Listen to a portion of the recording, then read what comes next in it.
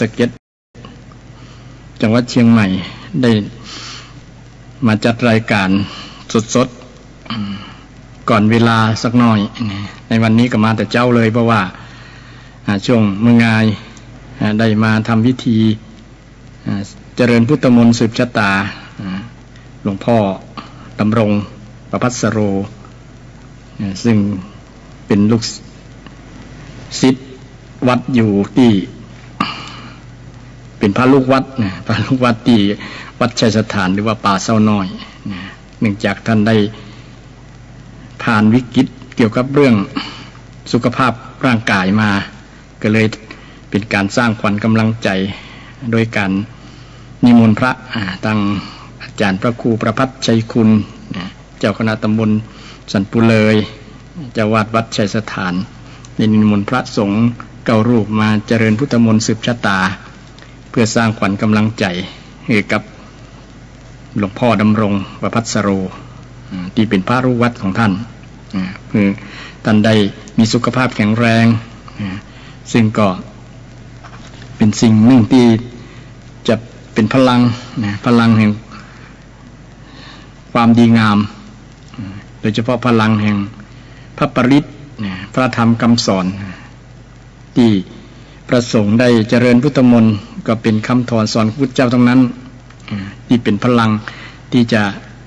เป็นปัจจัยหนึ่งให้หนุนให้ท่านหลวงพ่อดำรงประภัสสโรได้มีสุขภาพแข็งแรงบางคนอาจจะมีความสงสัยเกี่ยวกับเรื่องการที่พระสงฆ์องค์เจ้าได้นำบทสวดอย่างต่างๆพระปริตรนี่ต่างๆมาสวดแล้วมันจะมีผลอย่างต่างๆก็อาจจะมีคำถามซึ่งท่านนี้จะญาติโยมท่านผู้ฟังทั้งหลายหากเคยได้ติดตามข่าวก็จะมีพระสงฆ์ส่วนหนึ่งที่เพิ่นได้นำสูตรที่ว่าห้องรัตนสูตรมีอยู่ได้นำมาสวดเพื่อปัดเป่าโรคภัยไข้เจ็บโดยเฉพาะช่วงนี้เป็นช่วงที่โรคภัยไข้เจ็บที่มองว่าไวรัสโควิดเนี่ยนะเป็นไวรัสที่ระบาดทั่วโลกเลยเดี๋ยวนี้หลายประเทศทีเดียวเป็น100 กว่าประเทศเกือบจะครบทุกประเทศในโลกก็ว่าได้นะ150-60กว่าประเทศแล้วที่ติดเชื้อมีคนติดเชื้อโควิดและทางราชการก็มีการแถลงการประกาศให้กับ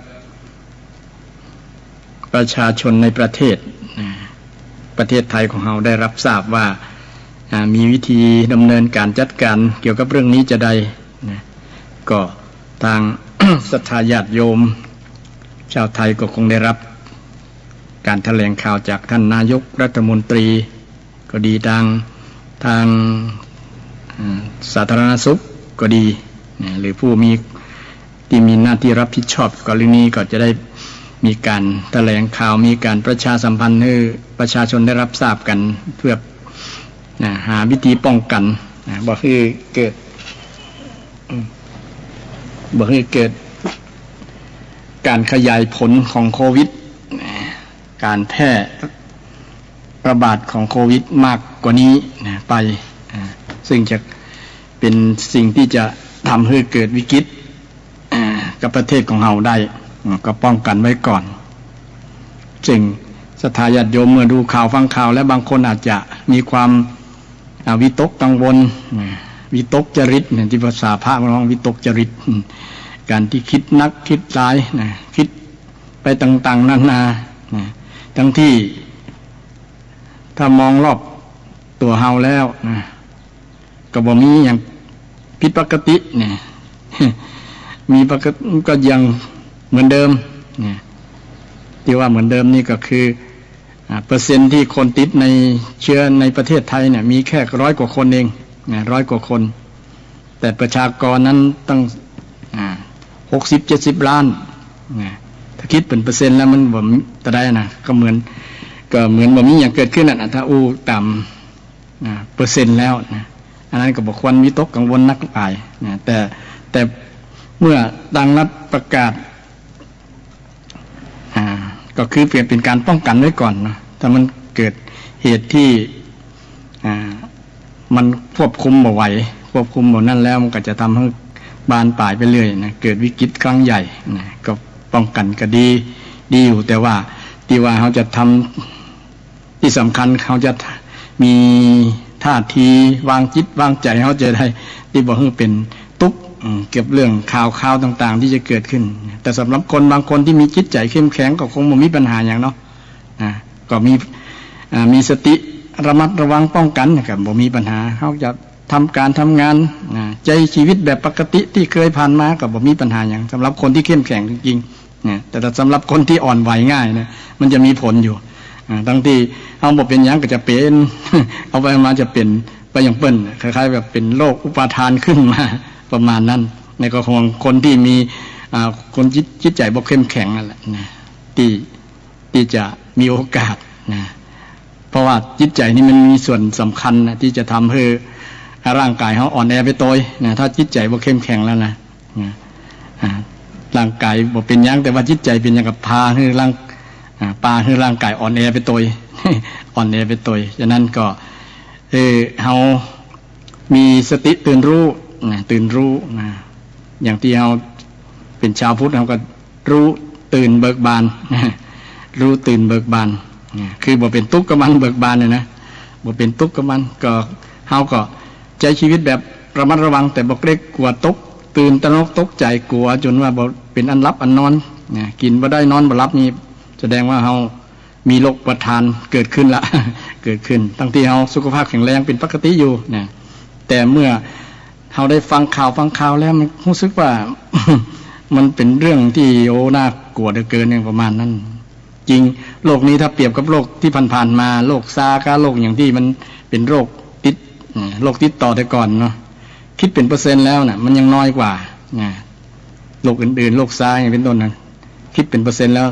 เป็น100 คนเนี่ยจะมีคนเสียชีวิต10 กว่าคนเนี่ยเนาะแต่โรคนี้คนเป็นแล้วเนี่ย โอกาสรอดนักหลายนะแต่การเสียชีวิตแค่3% 2-3% เองเนี่ยฉะนั้นเอาก็บ่ต้องวิตกกังวลอย่างมากนักแต่ว่ามันที่มันต้องระมัดระวังเพิ่มขึ้นก็คือมันติดง่ายไงโรคนี้ติดง่ายเช่นเอาประมาทลาสาบ่ป้องกันไว้ก่อนเช่นบ่ใส่หน้ากากนี่เนาะเวลาเฮาไปทำการทำงานที่มีคนนักหลายคนเหล่านั้นอาจจะมีเชื้อหรือว่ามีเชื้อโรคมีไวรัสติดอยู่ก็จะทำให้เราได้มีโอกาสไปติดเชื้อนั้นได้แต่บางครั้งบางทีเราบ่ฮู้จะทำตัวจะได้นะประพฤติตัวจะได้ก็เกิดความวิตกกังวลนะเนาะวิตกกังวลก็ตามที่ทางสาธารณสุขเพิ่นบอกเพิ่นเฮาระมัดระวังเช่นเกี่ยวกับการป้องกันไว้เช่นมีหน้ากากจะกินรับประทานอาหารก็มีใจช้อนกลางล้างมือกินของร้อนเป็นต้นเนาะและอย่าไปสัมผัสกับคนเวลาทักทายกันนี่เป็นต้นอย่างนี้มีวัฒนธรรมที่ชาวพุทธเพิ่นยอมรับว่าบ่ต้องสัมผัสมือกันบ่ต้องไปกอดกันนี่อยู่ห่างระหว่างเม็ดใดก็โอกาสที่จะติดเชื้อนั้นก็ยากลำบากติดเชื้อยากลำบากฉะนั้นเมื่อเรามีสติป้องกันระลึกรู้ตลอดว่าช่วงนี้เป็นช่วงระบาดโรคระบาดทั่วโลกไม่ใช่เฉพาะประเทศใดประเทศหนึ่งทั่วโลกเลยบางประเทศเพิ่งกับปิดประเทศไปแล้วปิดประเทศบ่เข้าออกแต่ประเทศของเรานั้นยังอยู่ในระดับที่ทางราชการทางรัฐบาลเพิ่นบอกว่ายังอยู่ในระดับ2อยู่ระดับ2คือยังสามารถควบคุมได้อยู่ที่รู้สาเหตุที่การติดเชื้อมันมีมาจากไหนภัยเป็นพาหนะนำมาอย่างก็พอก็รู้แต่ยังบ่ถึงระดับ3ได้รับ3ที่ว่าติดแบบบ่ฮู้ที่มาที่ไปติดแบบบ่มีรู้สาเหตุ นะบ่มาบ่ฮู้ที่มาที่ไปนะแบบนี้จะควบคุมยากนะต้องจะยกระดับเป็นระดับ3แต่เดี๋ยวนี้ยังอยู่ระดับ2อยู่ประมาณนั้นนะก็เลยทำให้เฮาอุ่นใจได้หลายทีเดียวนะที่ว่าเอายังสามารถที่จะควบคุมบ่ให้มันระบาดจนขึ้นหลักพันหลักหมื่นหลักแสนแต่มีหน่วยงานทางรัฐเพิ่นได้คำนวณว่าถ้ามันเข้าสู่ระดับ3แล้วมันจะระบาดไปแบบเป็นแสนเป็นล้านคนทีเดียว นะแต่ก็คงจะ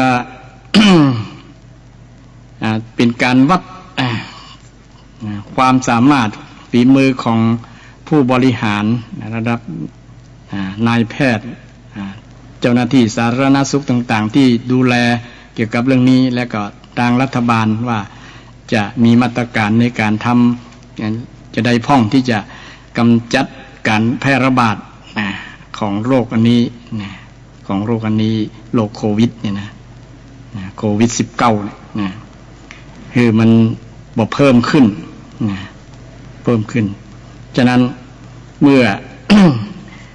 โรคร้ายมันเกิดขึ้นก็มีผลกระทบทุกหน่วยงานทุกคนนะทุกคนบางคนที่มีงานอยู่กับ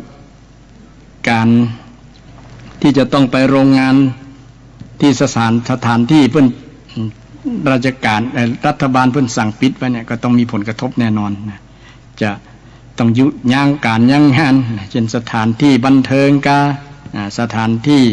ศึกษาที่มีคนนักหลายๆเพิ่นก็ต้องสั่งปิดไว้เพื่อป้องกันในช่วง10กว่าวัน14วันนี่เนาะเพื่อดูว่าผลที่มันจะแพร่กระจายของโรคโควิดมันจะนักเพียงใดทางรัฐบาลก็จะดูสังเกตการดูแล้วจะหาวิธีการนั้นนี่ก็ลักษณะนี้ก็จะทำให้มีผลกระทบต่อผู้ประกอบการต่อผู้ที่มีฐานะในมีอาชีพในการประกอบอาชีพสัมมาอาชีพต่างๆมีผลกระทบแน่นอนแต่ก็มองในแง่หนึ่งก็คือเป็นช่วงเวลาที่เขาจะพักผ่อนใกล้เทศกาลปีใหม่อยู่แล้วเนาะแต่เทศกาลปีใหม่หรือบางวัดบางวานี่ก็มีผลกระทบกับทางวัดทางวาเพิ่นกำหนดงานไว้แล้วนะอย่างโครงการบวชสามเณรภาคฤดูร้อนในปีนี้ทางคณะสงฆ์เพิ่นก็สั่งยุติสั่งบ่ให้มีละนะประมาณนั้นนะบางคนที่มีลูกมีหลานอยากจะนำลูกนำหลานมาเข้าโครงการมาบวชก็บ่ได้มีโอกาสบวชแล้วถึงบางคนไปบวชแล้วก็บวชช่วงบวชบ่นักก็เป็นการแก้ไขกันพอได้อยู่นะคือบวชคน2คนเนี่ยก็บ่มีปัญหาแต่บวชนักหลายๆที่คนตั้งแต่10คนขึ้นไปเนี่ยมันเริ่มจะ เป็นการเป็นชุมชนเป็นคนที่มีส่วนหลายก็จะเป็นผลเสี่ยงต่อที่จะติดโรคอันนี้ได้ป้องกันไว้แต่จริงมันก็คงบ่ติดง่ายขนาดนั้นนะเนาะเราก็ต้องสังเกตดูว่าคนที่อยู่ภายในครอบครัวของเราอยู่ในบ้านของเรามีไผ่พ่องที่มีอาการอย่างที่ตั้งหมอเพิ่นได้บอกว่าอาการมีไอก็มีคอแห้งมีเจ็บคอมี อย่างต่างๆอย่างนี้การที่หมอเพิ่นได้แจ้งไว้นะก็สังเกตดูถ้าเป็นลักษณะนั้นแล้วก็ควรที่จะใช้วิธีปฏิบัติต่อคนที่อยู่รอบข้างเราก็ต้องดูแลกันแต่เราก็ต้องป้องกันใส่หน้ากากบ่ไปใกล้ชิดแต่ว่าบ่ไปสัมผัสกันบ่ไปที่จะทำให้มันเกิดโรคได้ง่ายประมาณนั้นอันนี้ก็เป็นผลกระทบที่จะเกิดขึ้นกับทุกหน่วยงานทุกสังคมในสังคมในประเทศไทยเราทุกคนก็ว่าได้แต่คนส่วนหลายมันก็ยังใช้ชีวิตแบบปกตินั่นแหละแต่ว่ามีการระมัดระวังตามที่ทางรัฐแนะนำให้มันก็ยังดำเนินชีวิตได้อย่างปกติเช่นไปทำงานที่งานของเฮามีก็ทำงานได้บ่ใช่ว่าเพิ่นทางราชการเพิ่นสั่งอันนั้นสั่งนี้เขาก็ ถือโอกาสยึดงานไปเลยกับบ่ถูกเพราะว่าบางงานบางอย่างมันก็บ่มีผลเสี่ยงต่อที่จะทำให้เกิดการติดโรคติดภัยนี้ได้นะเฮาก็ทำปกติของเฮานะถ้าบ่ทำเฮาก็บ่มีเงินทองจะมาจับจ่ายใช้สอยในการเลี้ยงชีพนะมันก็จะอดตายนะแทนที่จะติดโรคโควิดเนี่ยจะตายเพราะโรคอดตายก่อน อดตายก่อนประมาณนั้นแต่สรุปแล้วก็คือมันก็ยังมีผลกระทบที่ว่าเราต้องได้ระมัดระวังเนี่ยแหละนะระมัดระวังตัวนะเมื่อโรคอันนี้มันมาทั่วมุมโลกนะทั่วมุมโลกนะมันมามีคนเป็นพาหนะนะมีคนเป็นพาหนะแล้วคนที่จะเสี่ยงก็คือคนที่ไปทำงานต่างประเทศอย่างนี้เนาะที่ไปทำงานต่างประเทศที่ประเทศที่มีการติดเชื้อแล้วเนี่ยก็ทางรัฐบาลเพิ่งก็มีการกักตัวนะหรือว่าเรี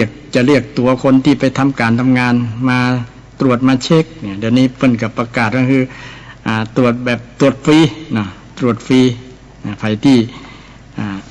มีอาการที่คิดว่าน่าจะเข้าข่ายเป็นโรคโควิดนี่นะอันนี้ก็เป็นผลกระทบเนี่ยเป็นผลกระทบเมื่อมีผลกระทบแล้วก็เฮาจะได้ก็คือภัยที่บ่มีอาการอย่างที่ได้กล่าวได้ตั้งเจ้าหน้าที่สาธารณสุขได้ประกาศไว้นะมันก็สบายใจได้เนาะเอาบ่มีอาการไข้ตัวร้อนเกิน 37.5 องศาเนาะหรือ38ไปเลยนะมันก็บ่เข้าข่ายที่เป็นโรคโควิดหรือว่าโรคที่กำลังฮิตอยู่ปัจจุบันโคโรนาซึ่งก็เฮาก็บ่ต้องไปวิตกกังวลอย่างนักวิตกกังวลอย่างนักก็ใช้ชีวิตเป็นปกติของเฮาแต่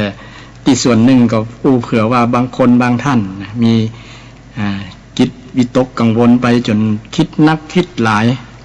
จนบ่สบายใจเป็นทุกข์ใจไปเลยนะเป็นโรควิตกกังวลโรคอุปทานกันทำให้ดำเนินชีวิตแบบบ่มีความสุขอยู่แบบบ่มีความสุข ดูข่าวจนบ่พอข่าวอันจริงก็พอเพื่อให้รับทราบว่าขณะนี้มีคนเคลื่อนไหวมีคนติดกี่คนกี่อย่างเราก็จะได้รู้ว่าแล้วก็วิธีป้องกันเพราะว่าการรับสื่อก็ต้องดูแบบพิจารณญาณดูแบบใจสติปัญญาของเฮาว่าข่าวแต่ละข่าวบางอย่างมันก็เป็นข่าวที่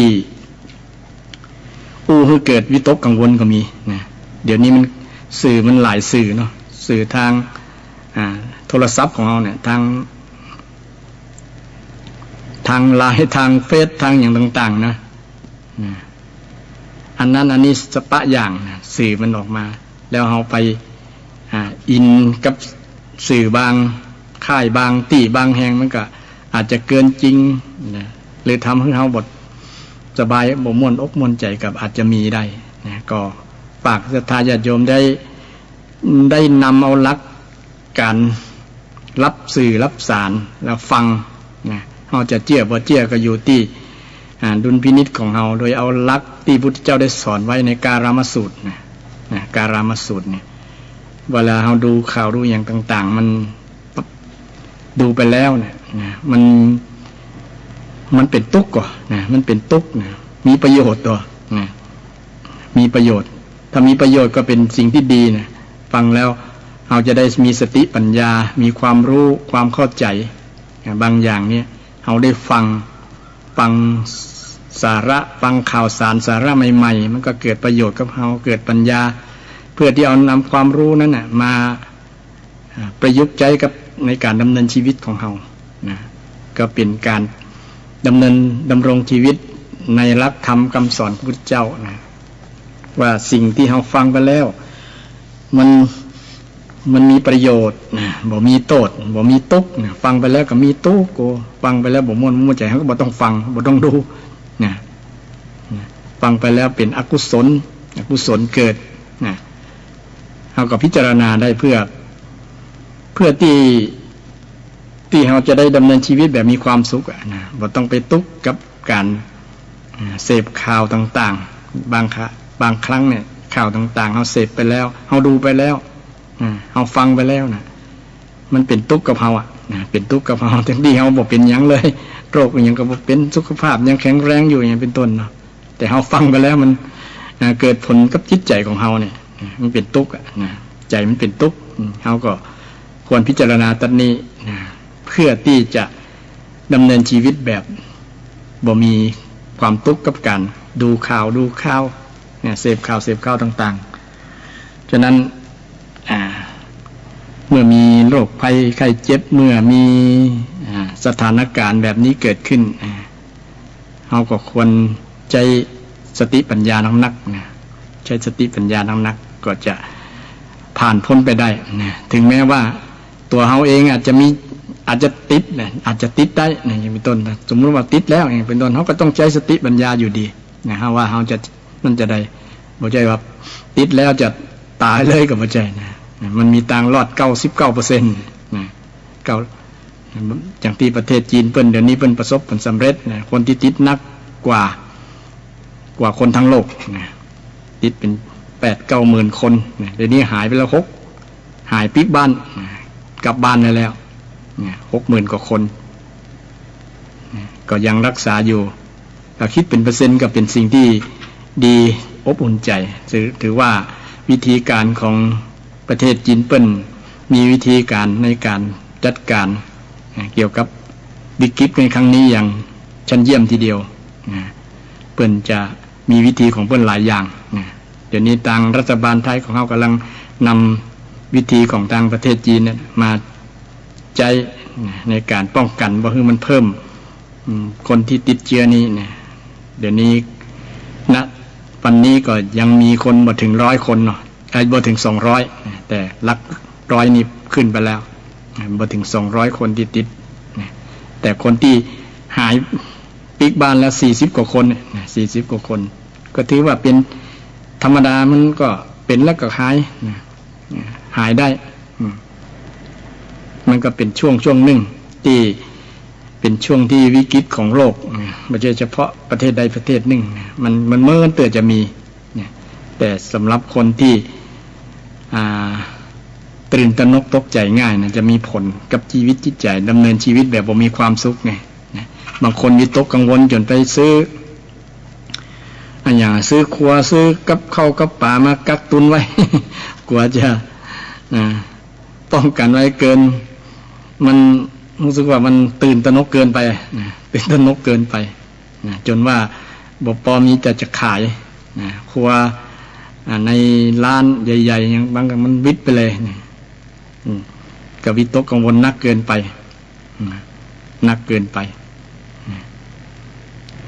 จริงบ่ถึงขนาดนั้นเนาะเดี๋ยวนี้รัฐบาลเกือบจะใจวิธีว่าห้ามซื้อของจำกัดจำนวนตามนั้นเพราะว่ามันจะเป็นการคนที่เคยดำเนินชีวิตแบบต้องซื้อครัวเป็นจำนวนตามนี้เป็นปกติของเขามันจะบ่พอ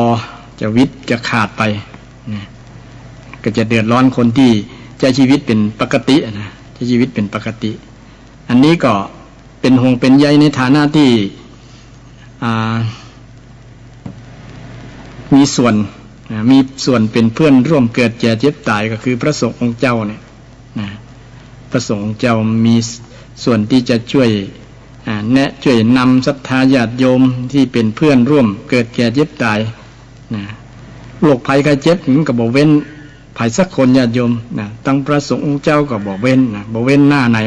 ใครจะนับถือศาสนาใดก็เป็นกันหมดแล้วนะแม้แต่พระสงฆ์องค์เจ้าก็มีสิทธิ์ติดได้เป็นได้ฉะนั้นเมื่อสังคมเมื่อศรัทธาญาติโยมตกอยู่ในสภาวะที่กำลังระมัดระวังเรื่องโลกเนี่ย ก็จะให้กำลังใจญาติโยมบอกว่าต้องไปกลัวอย่างแต่ว่าขนาดนั้นแต่ว่าเราทำตัวให้มันถูกมันต้องตามคำแนะนำของทางรัฐบาลที่แนะนำที่ทางสาธารณสุขเพิ่นแนะนำไว้ก็จะดำเนินชีวิตไปอย่างแบบมีต้องตามคำแนะนำของทางเพราะว่า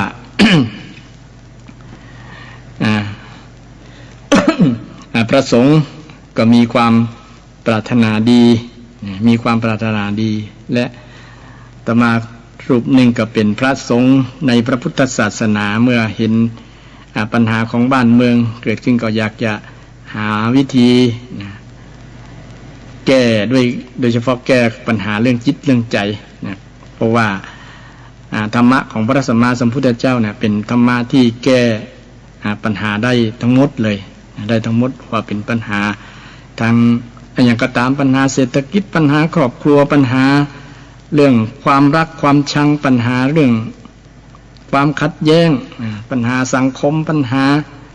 สปะปัญหานะทุกปัญหาเนี่ยคำตอบมีที่พุทธศาสนาญาติโยมนะสามารถแก้ปัญหาได้นะถึงแม้บางคนนับถือศาสนาแบบอยากจะเอาแบบอ้อนวอนอ้อนในเชิงที่จะอ้อนวอนนะเป็นสิ่งศักดิ์สิทธิ์อย่างประมาณนั้นนะแต่ก็มีบุคคลบางคนเช่นเดียวกันก็อยากจะใจศาสนาเป็นที่เปิ้งตั้งจิตตั้งใจแบบอิทธิฤทธิ์อิทธิปาฏิหาริย์อย่างประมาณนั้นนะแต่ก็มันถามว่าจริงๆแล้วมันเปิ้งได้เต็ม 100% ก็ตอบตามความซื่อความจริงก็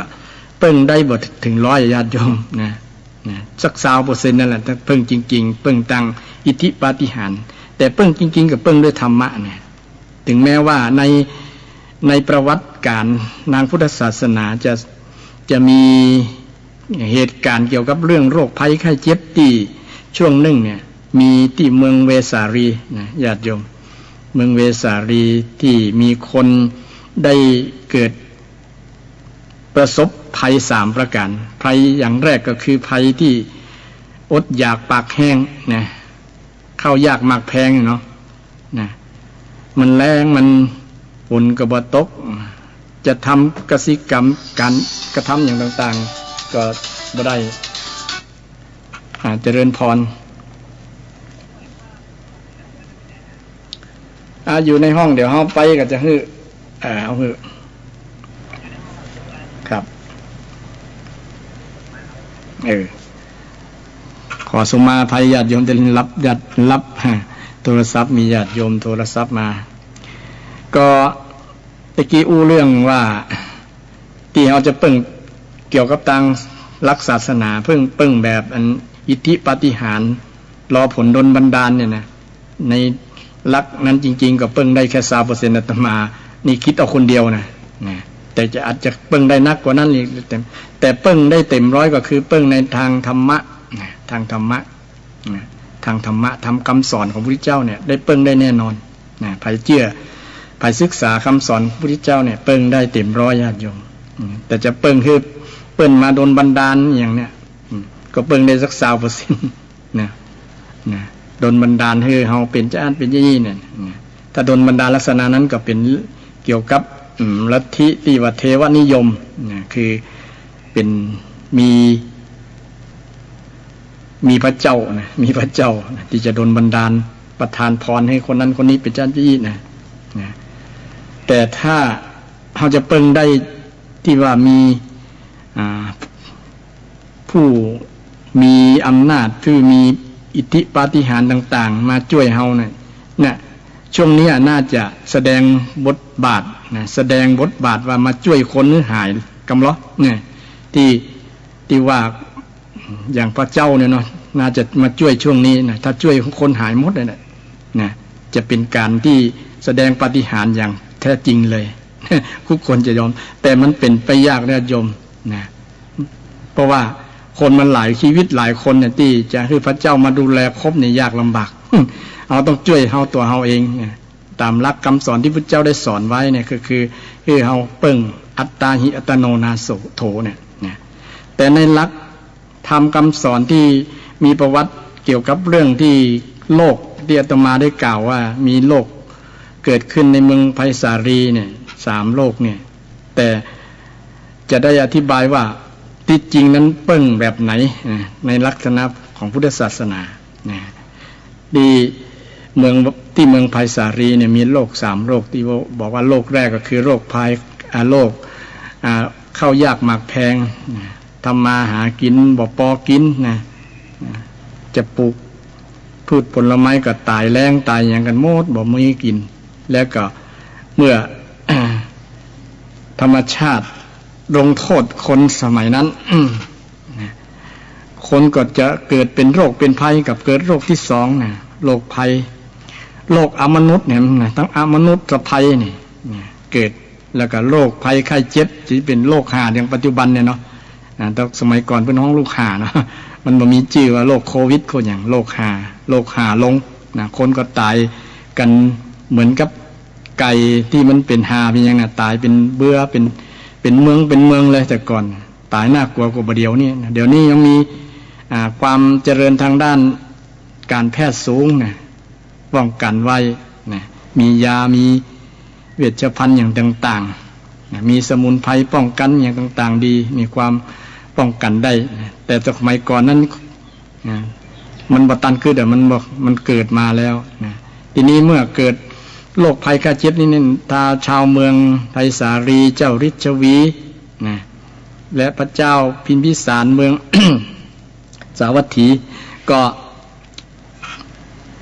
ก่อนจะรัตนานิมนต์ไปรัตนานิมนต์พระพุทธเจ้ามาโปรดมากระจัดปัดเป่าประมาณนั้นนะมากระจัดปัดเป่าอย่างสมัยนั้นก็ยังเชื่อว่าพระพุทธเจ้ามีอิทธิปาฏิหาริย์ที่กระจัดปัดเป่านะปัดเป่าโรคภัยไข้เจ็บอย่างต่างๆนะคือหายจากนั้นนะแต่พระพุทธเจ้าก็บอกปฏิเสธนะก็ได้รับนะนิมนต์ก็ได้พระอานนท์เนี่ยได้เรียนรัตนสูตรนะรัตนสูตรนี่มีความหมายพอโดยสังเขปก็คือคนเฮานี่ นึกถึงพระรัตนตรัยพระพุทธพระธรรมพระสงฆ์เนี่ยรัตนะที่เป็นสิ่งสำคัญยิ่งกว่าทรัพย์สินเงินทองเนี่ยพระเจ้าก็ตรัสไว้ในรัตนสูตรยังกินจิวิตตังอิทวาหุรังวาเนี่ยยังกินจิทรัพย์อันใดอันหนึ่งก็ยังบ่เท่าทรัพย์คือรัตนะคือพุทธรัตนะธรรมรัตนะเนี่ยวิตตังอิทวาหุรังวาสเคสุวายังหุรังวาในโลกอื่นอิทะในโลกนี้เนี่ยทรัพย์ที่มีอยู่ในโลกนี้โลกอื่นเนี่ยก็ยังบ่เท่ารัตนะเนี่ย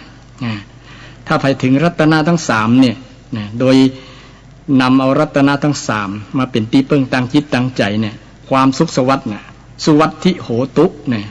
สุวัตถิโหตุสุแปลว่าดีนะอัตถิก็อยู่ดีจงรอดปลอดภัยจงสวัสดีนะอย่างที่เราใจคำนี้มาทักทายกันสวัสดีเด้อก็ขออยู่ดีมีสุขประมาณนั้นนะก็อยู่ดีมีสุขนะอันเดียวทรัพย์อันเดียวกันสุวัตถิโหตุจงเป็นจงมีนะขอความสวัสดีสัจเจนะสัจเจนะโดยความสัตย์เนี้ยนะโดยความสัตย์โดยความจริงที่พูดถึงเรื่องรัตนะฝ่ายที่ถึงรัตนตรัยโดยเอารัตนะเอาธรรมเอาพระพุทธพระธรรมพระสงฆ์เนี่ยมาเป็นที่พึ่งตั้งจิตตั้งใจก็คือเอาธรรมะนั่นเองเนี่ยญาติโยมมันคนที่เรามีธรรมะธรรมโมแล้วมันจะรอดปลอดภัยเมื่อพระพุทธเจ้าได้สอนให้อานนท์เรียนรัตนสูตรแล้วนะจนคล่องปากจนจำขึ้นใจก็จะเอาไปสวดเอาไปสวดให้ต่างศรัทธาญาติโยมเมืองไผ่สาลีฟังแล้วก็หมู่นั้นก็เป็นปาฏิหาริย์นั่นแหละญาติโยมเป็นปาฏิหาริย์มันมีปาฏิหาริย์มันนั่นเลยนะแต่ ปาฏิหาริย์จะเกิดขึ้นก็อยู่ที่เฮามีจิตศรัทธาเชื่อในความจริงความดีความงามที่มีอยู่ในพระรัตนตรัยนะมีอยู่ในพระรัตนตรัยนะมันจะเป็นเหตุบังเอิญหรือว่าเหตุอย่างต่างๆนะปรากฏว่าเมืองนั้นนะ โรคภัยไข้เจ็บอย่างต่างๆโรคทั้ง3โรคนะมันระงับหายไปอย่างปาฏิหาริย์ฉะนั้นเหตุการณ์นี้มันจึงทำให้คนได้ยึดว่ามันเป็นปาฏิหาริย์นักกว่าสิ่งที่เราจะเอามาประพฤติปฏิบัติในพระรัตนตรัยในพระรัตนตรัยและจึงมีความเชื่อมีความเชื่อว่าบทเนี่ยไผได้สวดบทนี้แล้วจะทำให้โรคภัยไข้เจ็บหายโรคภัยไข้เจ็บหายจึงเวลามีการสวดสืบชะตาคนที่เจ็บเป็นเอ็นอุ่นเจ็บไข้ได้ป่วยนั่นนะก็มีบทนี้มาสวดเพื่อที่จะให้บรรเทาเบาบางลงจะให้หายขาดโดยหายปิดทิ้งเนี่ยมันก็คงเป็นไปยากนะญาติโยมอู้กันตามแบบที่พิสูจน์ได้นะที่จะหายจริงๆก็อยู่ที่ใจนะอยู่ที่ใจได้ศรัทธาในพระรัตนตรัยเนี่ยนะตามบทที่พุทธเจ้าได้ตรัสไว้ในรัตนสูตรรัตนสูตรที่สอนพระอานนท์มาสวดให้ชาวเมืองไผ่สาลีแล้วกับประพรมน้ำมนต์ต่างๆจนคนเมืองไผ่สาลีนั้นหายโรคหายภัยจะเป็นโรคประเดี๋ยวนะโรคโควิดก็มาหายสิ้นแต่นี้บางที่บางแห่งเพิ่งก็เริ่มให้พระสงฆ์องค์เจ้าไปสวดกันแล้วสวดที่ให้โรคโควิดเนี่ยจะมากำกลายมาติดนั่นมาระบาดในสถานที่นั้นๆอันนี้ตามความเชื่อตามความเชื่อที่เราได้ศึกษาในพระธรรมคำสอนในทางพระพุทธศาสนาแต่ส่วนหนึ่งที่มันเป็นผลนะก็คือพลังจากความเชื่อที่ในพระรัตนตรัยในพระรัตนตรัยมีพระพุทธพระธรรมพระสงฆ์รัตนะแปลแก้วแปลแก้วนะไตรแปลว่า3แก้วทั้ง3เปรียบเหมือนแก้วเหมือนของมีค่ามีราคามีคุณค่าต่อชีวิตของเราใครที่ถึงพระรัตนตรัยพระพุทธพระธรรมพระสงฆ์มันเมื่อมีจิตศรัทธาแล้วมันเต็มด้วยพลังแห่งศรัทธาแล้วนะมันจะเป็นเรื่องคล้ายๆมีผลคล้ายๆปาฏิหาริย์ปาฏิหาริย์มันเกินคำอธิบายประมาณนั้นนะอันที่จริงก็บอกเกินคำอธิบายแล้วถ้าคนได้ยึดมั่นยึดหลักธรรมคำสอนในพระรัตนตรัยแล้วมันจะมีผลจริงๆญาติโยมมีผลจริงๆจะได้เดี๋ยวนี้เกี่ยวกับเราจะพึ่งธรรมะจริงๆธรรมะที่พุทธเจ้าได้สอนในธรรมรัตนะนี่เนาะเช่นปัจจุบันนี้เราเอาธรรมะมาพึ่งจริงๆได้ผลจริงๆญาติโยมคือการเจริญอานาปานสติป้องกันโรคโควิดได้เลยเดี๋ยวนี้มีมหาลัยหลายๆที่เป็นวิเคราะห์วิจัยเกี่ยวกับเรื่องการใช้หลักอานาปานสติแก้โรคได้ญาติโยมนี่เป็นธรรมรัตนะจริงๆเลยรัตนะที่เปิ้งได้จริงๆพิสูจน์ได้ด้วยหลักวิทยาศาสตร์จริงๆเลยหายใจเข้าลึกๆหายใจออกยาวๆพูดตามหลักวิทยาศาสตร์มันก็จะเป็นผลดีกับสุขภาพร่างกายของเฮาญาติโยมสุขภาพร่างกายของเฮาร่างกายก็จะแข็งแรงจะได้เพราะว่าระบบลมหายใจของเฮาถ้ามี การหายใจเต็มปอดแล้วเนาะออกซิเจนเต็ม100% แล้วเนี่ยไอ้โรคภัยไข้เจ็บมันก็จะเบียดเบียนยากเพราะว่ามีใครให้มีภูมิคุ้มกันมีภูมิคุ้มกันโรคที่เข้มแข็งแล้วโรคเชื้อไวรัสเนี่ยมันก็บ่สามารถที่จะมาทำร้ายระบบทางในของร่างกายได้เพราะว่ามันแข็งแล้วเหมือนกับเฮาอุปมาประไมยเมืองหนึ่งมีทหารเข้มแข็งอยู่ภายในเมืองเนี่ยศัตรูจะมายึดเอาเมืองมาทบราฆ่าฟันเนี่ยก็ยากเพราะว่ามีทหารที่เข้มแข็งมีองครักษ์ที่ดูแลเมืองอย่างเข้มแข็งอันนี้ฉันใดก็ฉันนั้นร่างกายของเราถ้ามีทหารมีความเข้มแข็งอยู่ในนี้ร่างกายของเราเข้มแข็ง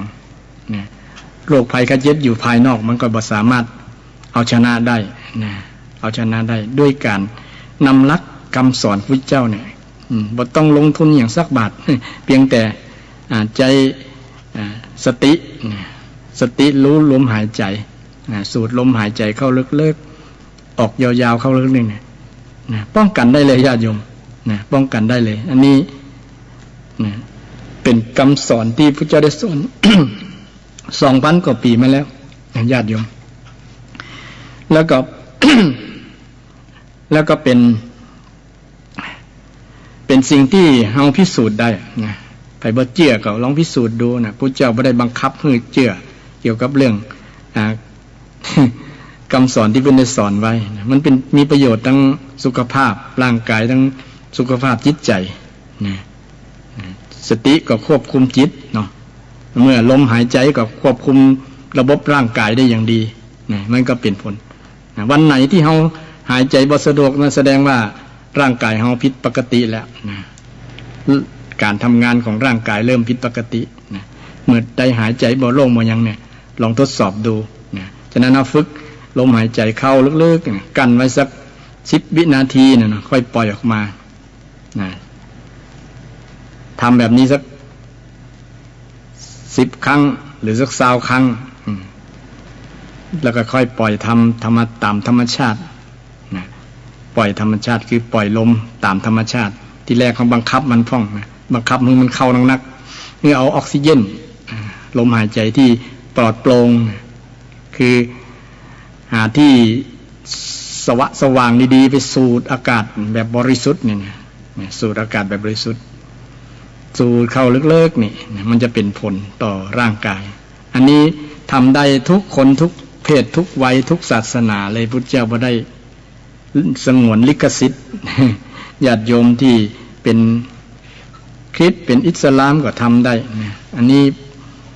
มันเป็นธรรมชาติบ่ได้เป็นของไผพุทธเจ้าไปค้นปะบ่ได้วิธีนี่ค้นปะว่าวิธีนี้เป็นประโยชน์เนาะในการที่จะดำเนินชีวิตของเราเนี่ยสูดลมหายใจเข้าหายใจออกเนี่ยนะมันเป็นประโยชน์จริงๆเนี่ยทางการศึกษาระดับมหาลัยเขายังยอมรับญาติโยมนี่เพิ่งมายอมรับมันดีแต่ก่อนแล้วนะแต่คนยังบอกฮู้จักบ่ได้ส่วนหนึ่งบอกฮู้จักว่าลมหายใจนี่มันดีจะได้ สติอยู่กับลมหายใจมันดีจะได้นี่สามารถทั้งคนบรรลุธรรมได้นี่ในด้านจิตใจการพัฒนาจิตใจเนี่ยเอาสติควบคุมลมหายใจหายใจเข้าหายใจออกนี่เป็นผลนี่เป็นสิ่งที่ดีญาติโยมเป็นรัตนะเป็นธรรมะรัตนะที่ดีที่มันได้ผลจริงๆเนาะเปิ้งที่พระเจ้าได้เน้น พระรัตนตรัย3อย่างไผนึกถึงพระองค์นึกถึงพุทธรัตนะ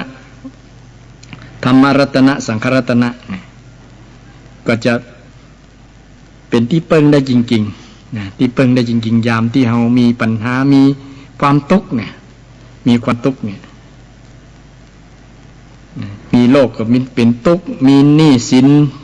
เศรษฐกิจทำมาหากินบ่พอก็เป็นทุกข์อย่างต่างๆอาศัย หลักธรรมคำสอนในรัตนตรัยเนี่ยได้หมดญาติโยมแล้วธรรมรัตนะเนี่ยเป็นตัวที่ตอบปัญหาได้ทุกปัญหาญาติโยมธรรมรัตนะแม้แต่พุทธเจ้าก็ยังยอมรับธรรมรัตนะนะว่าเป็นตัวแทนของพระองค์เมื่อพระองค์ปรินิพพานไปแล้วเนี่ยใครจะเป็นตัวแทนพระองค์บอกว่าเฮาเนี่ยนับถือธรรมะนับถือธรรมะเป็นตัวแทนของพระองค์แต่ในฐานะที่พระองค์ค้นพบกดยกย่องให้พระองค์ยังเป็นรัตนะ1 ใน 3รัตนะนั้นนะคือพุทธรัตนะเพราะพระองค์เป็นผู้ที่ตรัสรู้คือบรรลุธรรมเรียนรู้แจ้งด้วยพระองค์เองรู้แจ้งธรรมชาติเนี่ยนะธรรมชาติของสรรพสิ่งโดยเฉพาะรู้แจ้งเรื่องกายเรื่องใจของเฮาเนี่ยนะเรื่องใจของมนุษย์เนี่ยนะฉะนั้นจึงเป็นที่ยกย่องเป็นรัตนะเป็นแก้วประเสริฐ1 ในรัตนะ3ประการนะธรรมรัตนะถือว่าเป็นสิ่งที่ประเสริฐประเสริฐสูงสุดในรัตนะทั้ง3ประการแต่ก็มีรัตนะที่จะมองข้ามบ่ได้คือสังฆรัตนะถ้าบ่มีพระสงฆ์ที่ผู้สืบต่อได้ ฟังคำสอนของพระเจ้าแล้วได้รู้ธรรมะของพระเจ้าแล้วบ่นำมาถ่ายทอดธรรมที่เป็นประโยชน์ธรรมรัตนะที่เป็นประโยชน์ประวัติของพระเจ้าที่ได้เรียนรู้รับธรรมรัตนะนั้นก็บ่เกิดประโยชน์อย่างเพราะว่ารัตนะนี้เป็นรัตนะที่เดินได้นะที่สื่อสารสัมพันธ์ต่อสืบต่อส่งต่อบอกต่อเป็นรัตนะที่สำคัญญาติโยมรัตนะที่เดินได้สังฆะคือบ่ใช่เฉพาะพระสงฆ์นะคือผู้ที่เป็นหมู่คณะที่ ฟังคำสอนของพระเจ้าแม้แต่บาศกอุบาสิกาก็ถือว่าเป็นสังฆรัตนะหนึ่งถ้าบรรลุธรรมขั้นสูงสังฆรัตนะเป็นรัตนะที่เป็นสาวกผู้ฟังก็บอกต่อนี่สำคัญอย่างพระสงฆ์องค์เจ้าพระเถรานุเถระครูบาอาจารย์เนี่ยเมื่อได้ศึกษาธรรมะของพระเจ้าแล้วนำธรรมะมาบอกเนี่ยเป็นสังฆรัตนะญาติโยมสังฆรัตนะที่เดินได้บอกได้บอกญาติโยมว่าพระเจ้าสอนแบบนี้เนอะสอนอีธรรมะข้อนี้เป็นอีเป็นวิธีที่จะแก้ปัญหานี้สูตรนี้ว่าด้วยเรื่องอันนี้เรื่องนี้สังฆรัตนะนั่นแหละคือผู้นำคำสอนพระธรรมที่พระเจ้าได้สอนไว้มาบอกศรัทธาญาติโยมมาเผยแผ่ให้ศรัทธาญาติโยมนำไปประพฤติปฏิบัตินำไปพินิจพิจารณาแล้วนะประยุกต์ใช้กับชีวิตประจำวันซึ่งธรรมรัตนะเป็นที่พึ่งได้จริงๆญาติโยมได้จริงๆถ้ายังบ่เชื่อบ่มั่นใจก็เฮาทดลองดูได้เนี่ยอย่างวันนี้อาตมานำเรื่องอานาปานสติมาให้ศรัทธาญาติโยมฟังญาติโยมก็ลองไปทดสอบดูแหละบ่ใช่เฉพาะแค่พุทธศาสนิกชนศาสนิกอื่นก็ได้นะญาติโยมนำไปพิสูจน์ดูว่าคำสอนเนี่ยมันใช้ได้ประโยชน์จริงก็เช่นคือมีสติอยู่ในการ หายใจในลมหายใจเข้าออกหายใจเข้าก็หูหายใจออกก็หูเนี่ยจะกำหนด กี่ครั้งกี่อย่างก็แล้วแต่เป็นสิ่งที่เราพิสูจน์ได้ถ้าเราบ่เชื่อนะ สำหรับคนเชื่อแล้วก็มีปัญหายิ่งเชื่อเพิ่มมากขึ้นยิ่งได้ผลมากขึ้นพุทธเจ้าบ่ได้บังคับญาติโยมทำเลยบ่ทำนี่ผิดเนี่ยลงโทษนะบ่ได้ว่าให้ท้าทายเลยถ้าคุณบ่เชื่อคุณก็ลองทำดูแล้วมันได้ผลจะได้ค่อยมาว่ากันค่อยมาด่ามาว่าแต่บ่มีไผว่าสักคนพอเลยลงมือทำแล้วมีแต่ยอมรับญาติโยมคำสอนพุทธเจ้ามีแต่ยอมรับจริงๆเลยดีจริงๆแต่เลยบ่ใช่คำหลอกลวงบ่ได้หลอกไปลวงบ่ได้เพื่อหวังผลประโยชน์ซ่อนเล่นอย่าง แต่เพื่อให้คนเราได้พ้นจากปัญหาพ้นจากความทุกข์นั่นเองเพราะว่าคนเราเกิดมาแล้วมีปัญหามีเจอกับปัญหากันทุกคนนั่นแหละเป็นเพื่อนร่วมเกิดเจ็บตายเนี่ยในส่วนนี้เองพุทธองค์จึงมีพระมหากรุณาธิคุณช่วยคนพ้นทุกข์โดยเอาธรรมะนี่มาแก้ธรรมะนี่มาแก้ใครที่ได้ศรัทธาได้มีความเชื่อในจิตในใจมั่นคงแล้วมันก็จะทำให้เป็นประโยชน์กับคนเชื่อนั้นเชื่อแล้วก็นำไปประพฤติปฏิบัติได้ดำเนินชีวิตตามปกติบางคนก็ทำโดยปกติของชีวิตอยู่แล้วก่อน ก่อนจะนอนหรือว่าในขณะทำงานก็ดีก็สูดลมหายใจเข้าหรือแม้แต่นักกีฬาก็ยังมีกันสอนให้คนมีสมาธิด้วยการสูดลมหายใจใจสติระลึกตัวนี่เพื่อที่จะบ่ให้เกิดความตกอกตกใจขาดสติขาดสมาธิก็เป็นผลดีและทำการแข่งขันก็ได้ผลออกมาที่ดีก็ได้อาศัยลักลักการทางพุทธศาสนาที่พระเจ้าได้สอนไว้นี่กับใจประโยชน์ได้จริงไม่ใช่ว่ามันเป็นเพียงทฤษฎีคำสอนบ่ได้ บางคนว่าเป็นพิษจะดีนะเป็นเรื่องของคนแก่คนเฒ่าคนวัดคนมานะบ่เกิดประโยชน์อย่างประมาณก็มีนะคนที่บ่เชื่อนะคนที่บ่ศรัทธาในหลักธรรมคำสอนนะก็อยากจะคือศรัทธาญาติโยมนะได้มีกำลังคิดกำลังใจยามที่เกิดวิกฤตปัญหาต่างๆในสังคมในประเทศชาติของเฮานะเพราะว่าพุทธศาสนาก็เป็นศาสนาที่แก้ปัญหาแก้ทุกข์ของคนในโลกอยู่แล้วนะถ้าคนบ่มีทุกข์นะพุทธศาสนาก็บ่เกิดญาติโยมบ่รู้จะเกิดมาเป็นยังเพราะว่าคนบ่มีทุกข์แล้วเนี่ยสามารถแก้ทุกข์ได้นะฉะนั้นคนที่ยามใดที่มีทุกข์มีอย่างเนี่ยนึกถึงพุทธเจ้าได้เลยญาติโยมพุทธเจ้าได้สอนอย่างนึกถึงรัตนตรัยอย่างใน เมืองไผ่สาลีพุทธเจ้าก็คือนึกถึงพระรัตนตรัยนั่นแหละคนมีที่พึ่งตั้งคิดตั้งใจแล้วมันก็อบอุ่นใจมันสบายใจเนาะนะโรคภัยไข้เจ็บมันก็หายไปได้ปิดทิ้งอ่ะนะคนเฮาถ้ามันสบายใจแล้วอยากเคยวิตกกังวลแล้วเนาะญาติโยมวิตกกังวลคนวิตกกังวลมันรู้สึกว่าคล้ายๆเป็นป่วยบ่สบายเลยน่ะมันบ่ต่างอย่างกันหรอกเนาะแต่เมื่อมีที่พึ่งคือรัตนตรัยนั้นชาวเมืองไผ่สาลีก็เกิดความอบอุ่นใจสบายใจมันปลอดโปร่งโล่งเบาดีแต่ว่านะ นึกถึงธรรมะของพุทธเจ้าเนี่ยนะมันสบายจิตสบายใจโรคภัยไข้เจ็บก็หายจากจิตจากใจเป็น หายจากตัวไปนะเป็นปาฏิหาริย์ไปเลยเนี่ยนะเกิดการเป็นปาฏิหาริย์เนี่ยแต่คนไปเน้นเรื่องปาฏิหาริย์นักบัดเน้นเรื่องธรรมะ เน้นธรรมะที่เป็นสาระธรรมคำสอนจริงๆนะนำไปใจมันเกิดประโยชน์จริงๆญาติโยมเกิดประโยชน์จริงๆนะถ้าจะเอาให้มันได้ผลจริงๆโดยเป็นผลประจักษ์ต่อตัวเฮาเลยนะต้องพิสูจน์เลยนะต้องเอาไปนั้นจริงๆนะเอาไปใจจริงๆเอาไปฝึกไปปฏิบัติจริงๆนะฉะนั้น เฮาถือว่าโชคดีแล้วญาติโยมเกิดมาพบพุทธศาสนานะยามที่เฮามีปัญหามีความทุกข์มีน้ำตามีความโศกเศร้ามีอย่างต่างๆนึกถึงได้เลยนึกถึงพระรัตนตรัยญาติโยมนะมันจะช่วยเฮาสบายจิตสบายใจเป็นอย่างน้อยนะอย่างน้อยนะนึกถึงพระพุทธเจ้านะพุทธเจ้านี่ก็ผ่านร้อนผ่านหนาวผ่านอย่างมาสปะญาติโยมนะผ่านมาเป็น500ชาตินะทำทั้งดีทั้งชั่วทั้งบาปทั้งกรรมมาหมดนะจนเป็นมาชาติ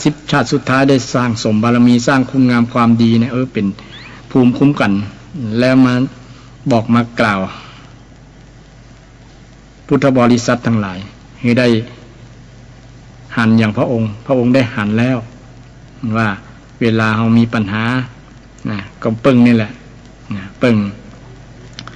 รัตนตรัยโดยเฉพาะปึ้งพระธรรมปึ้งหลักธรรมคำสอนที่พระเจ้าได้สอนไว้มันจะเป็นผลดีกับเฮาเป็นผลดีกับเฮาเช่นทุกวันนี้เฮาถามว่าเฮาเกิดมาเพื่อหยังเกิดมาเพื่อหยังดำเนินชีวิตไปเพื่อหยังเนี่ยคำตอบสุดท้ายก็คือเพื่อให้มีความสุขนะเพื่อให้พ้นจากทุกข์นั่นแหละนี่เป็นคำตอบทางพุทธศาสนาก็คือเราจะดำเนินชีวิตจะได้ให้พ้นจากความทุกข์เราต้องเอาอนาคตเอาปัจจุบันเนี่ยถามว่าเรามีปัญหาหยังณปัจจุบันนี้ปัญหาโดยภาพรวมก็คือเรากำลังวิตกกังวลกับโรคโควิดเนี่ยทั้งที่เราบ่ได้เป็น เอาวิตกกังวลไปแล้วบางคนวงเล็บว่าบางคนวิตกกังวลไปแล้วเป็นทุกข์ไปแล้วนะเป็นทุกข์ไปแล้วแต่ก็บ่ได้ให้ญาติโยมประมาทลาสาว่าเฮาบ่เป็นเฮาก็บ่ต้องกลัวหยังมันบ่ใช่นะบ่ ได้ให้กลัวแต่ว่าให้ระมัดระวังให้ระมัดระวังการดำเนินชีวิตแบบระมัดระวังก็คือการนำธรรมะนั่นแหละระมัดระวังก็คือตัวสตินั่นแหละญาติโยมสตินะสติในพุทธศาสนานะดำเนินชีวิตแบบระมัดระวังแบบมีสติแปลว่าระลึกรู้ระลึกรู้ระลึกหูอาการนี้โรคโควิดมันก็จะระบาดเฮาก็บ่ควรประมาทละสาอย่างประมาณนั้นเฮาก็จะได้ป้องกันไว้เฮาเมื่อป้องกันไว้มันก็จะบ่มีโอกาสเกิดกับตัวเฮาเกิดกับครอบครัวของเฮานี่เฮาก็มีภูมิคุ้มกันคือมีสติ สติเป็นภูมิคุ้มกันชีวิตของเราได้ญาติโยมเหมือนเซฟทีคัดตัดก่อนตายเตือนก่อนไว้วอดเนี่ยนะสติก็เหมือนกันญาติโยมนะสติไปเจริญสตินี่ควบคู่กับสมาธินี่สติและมีสมาธิมีความตั้งใจที่จะทำตามคำสอนของพระเจ้านะมันก็จะเป็นผลดีกับชีวิตของเรานะปัญหาความวิตกกังวลก็จะงดจากจิตใจของเราโดยการเจริญธรรมะคำสอนของพระพุทธเจ้านะเจริญสตินี่ใจได้ตลอดกาลญาติโยมนะทุกวินาทีเลยแม้แต่เรารับอยู่ยังมีสติอย่างพระพุทธเจ้านะเพิ่นมีสติครองอยู่ตลอดเวลานะพร้อมที่จะตื่นนะบ่ใช่รับไหลบ่ใช่รับไหลรับบ่ฮู้คิงอย่างประมาณนั้นรับแบบผู้ตื่นตัวตลอดนะตัวพร้อมที่จะตื่นนะแต่รับของพระองค์นี้ก็บ่ได้ง่วงได้เพลียอย่างนะเพราะว่าพระองค์นั้นบ่มีเรื่องราวที่จะมันนักคิดนักใจอ่อนเพลียจิตอ่อนเพลียใจอย่างบางครั้งนี่เฮาคิดนักคิดหลายมันก็เป็นทำให้เป็นภาระต่อจิตต่อใจมันนักคิดนักใจนะนักคิดนักใจคิดไปเองวิตกเองก็เป็นสิ่งหนึ่งที่จะทำให้มันเป็นภาระต่อจิตใจส่วนนักกับคนไปเน้นเรื่องสุขภาพกายนะแต่สุขภาพใจเนี่ยบ่เน้นบ่ให้ความสำคัญนะเฮาคิดทั้งวันเนี่ยคิดนักญาติโยมเป็นงานของใจนะใจมันทำงานบางครั้งทำคิดไปเรื่อยนะการคิดไปเรื่อยมันคิดนัก เวลาคิดหลายคิดอย่างคิดสปะสเปดที่ต่างๆนานายิ่งคิดบ่ดีเนี่ยนะโอ้ยังเป็นผลเสียกับจิตใจเมื่อเป็นผลเสียกับจิตใจมันก็ทำลายจิตใจไปในตัวนะใจมันก็จะนักใจมันเบาๆทำให้ใจของคนเราเนี่ยมันได้รับผลกระทบกระแทกกระทั่ง จนใจมันเสียนะจนใจมันลุมันพังนะบางครั้งบางคนก็ยังบ่นึกถึงว่านี่ใจเขากำลังเสียนะเขาต้องซ่อมใจเขาต้องนะรักษาใจไปคู่กับรักษากายด้วยนะโดยเฉพาะในทางพุทธศาสนาเน้นเรื่องจิตใจเนี่ยนี่รักษาใจนะเพราะใจของคนเรานี่มันเป็นนามธรรมนะญาติโยมมันบ่มีตัวที่จะหันว่ามันตัวใจนี่มันเป็นตัวจะได้มีรูปร่างจะได้รูปร่างหน้าตาเป็นจะได้นะมันบ่มีสังเกตแต่สังเกตได้ที่ว่ามันจะคิดนะปรุงแต่งมันจะจำมันจะรับอารมณ์นี่ใจเนาะสังเกตรับอารมณ์จะมีสุขมีทุกข์ก็อยู่ที่ใจนั่นแหละจะดีใจเสียใจก็อยู่ที่ใจเนี่ยมันบ่อยู่ที่กายนะ มัน ใจเนี่ยมันมีอิทธิพลกับกายนักนะและก็มีสิ่งที่เฮาพอบ่หันแต่พุทธเจ้าพอหันว่าใจมันเป็นลักษณะนี้แล้วนี่นะมันเป็นลักษณะนี้นะมีหน้าที่ว่ารับอารมณ์รู้อารมณ์รับจำอารมณ์นะจำรับจำคิดรู้รับจำคิดรู้เนี่ยไอ้ส่วนของใจเนี่ยรับจำคิดรู้เนี่ยเป็นลักษณะนั้นจำคิดรู้นะรับอย่างรับสิ่งที่ตัวเก่าได้หันมาได้ฟังมาเนี่ยมันก็รับมาในจิตในใจมาเก็บไว้ในใจนั่นแหละเก็บไว้ก็เป็นตัวทำให้จำนะว่ามีอย่างพ้องที่ใจมันเก็บมารับมาจำได้จำเหตุการณ์จำภาพจำเสียงจำกลิ่นจำรสจำเสียงนี่จำได้แล้วจำแล้วก็มาปรุงมาแต่งภาษาพาปรุงมาคิดเนี่ยเพราะว่าใจมันเป็นสภาพคิดปรุงแต่งต่างๆคิดเรื่องหลายราวคิดจนเป็นว่าคิดจนเป็นบ้านั่นแหละคิดจน จิตมันปรุงมันซ่านต่างๆเพราะว่ามันเป็นธรรมชาติของจิตอยู่แล้วมันคิดถ้าเฮาบ่มี การพัฒนาจิตใจมีลักของการพัฒนาจิตใจมันก็จะใจมันก็ไปคิดเลื่อยเปื่อยสิ่งที่จะประทำให้ใจมันคิดก็คือมีสติแล้วก็สมาธิควบคุมมันควบคุมคือเราจะไปคุมมันบ่ได้นะเพราะว่าใจมันเป็นอนัตตามันบ่ใช่ตัวเราแท้ไม่ใช่ตัวแท้ของเรามันเป็นตัวชั่วคราว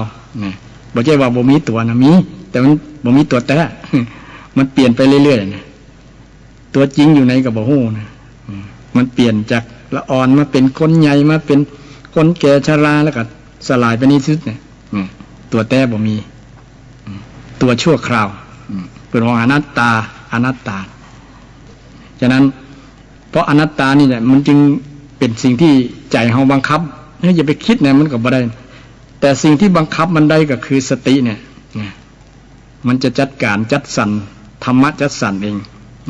สติควบคุมความคิดของคนเมื่อเฮามีสติแล้วความคิดนั้นมันยับยั้งทันทีเลยญาติโยมเวลาเฮาเช่นญาติโยม ลืมมันอย่างสักอย่างเนาะถ้ามีสตินึกได้เนี่ยเนาะความลืมมันก็หายไปเนี่ยความลืมมันหายไปมีสติแทนทันทีเลยมีสติแทนสติมาคุมมาดูแลใจมาควบคุมจิตใจของเราธรรมชาติอันเนี้ยพระเจ้ามองหันญาติโยมมองหันว่าธรรมชาติที่จะดูแลใจคือสติและสมาธิเนี่ยเป็นสิ่งที่เป็นธรรมรัตนะที่เราสามารถอาศัยเพิ่งได้อย่างจริงๆเนี่ยอย่าง 100% ญาติโยมฉะนั้นใจนี่มันเป็นสิ่งที่สำคัญแต่คนบ่หันแล้วก็บ่หันความสำคัญ ไปหันความสำคัญเรื่องภายนอกเรื่องวัตถุนิยมเรื่องที่มันเป็นรูปธรรมมากกว่าเช่นตื่นเจ้ามาเนี่ยก็หันความสำคัญเรื่องใบหน้าใบตาใบหน้าใบตาจะรอจะเล้าต้องไปส่งแว่นส่องกระจกไปแต่งหน้าแต่งตาแต่ลืมแต่งใจไปญาติโยมวันนี้เขาจะแต่งใจให้มันมีสติมีสมาธิจะได้ไงบทเด็ดแต่งตอนนั้นนะมันก็เลยพลาดไปถ้าเรามีสติเนี่ยควบคุมบริหารทั้งกายทั้งใจพร้อมๆกันเนี่ยมันจะมีคุณภาพในการดำเนินชีวิตนะชีวิตจะบกพร่องจะพลาดพลั้งจะมีคุณภาพคุณค่าชีวิตในการดำเนินชีวิตของเราทีนี้แต่เรารู้ ธรรมชาติของจิตแล้วเราก็จะได้ปฏิบัติถูกจิตของเรานี่มันมีอานุภาพมากแล้วก็มีลักษณะหลายๆลักษณะที่พุทธเจ้าได้สอนไว้เช่นมันดิ้นมันแกว่งเนาะมันดิ้นแกว่งบ่อยู่กับที่ดิ้นไปตามความใคร่ความอยากอยู่คนเดียวเนี่ยคิดไปแล้วอยากเป็นอันนั้นอยากมีอันนี้อยากอันนั้นอันนี้เนี่ยมีความอยากเนี่ยมันดิ้น มันดิ้นอยากเป็นอยากมีอยากนั่นอยากนี่เนี่ยใจมันดิ้นเป็นลักษณะนั้นดิ้นรนใจมันแกว่ง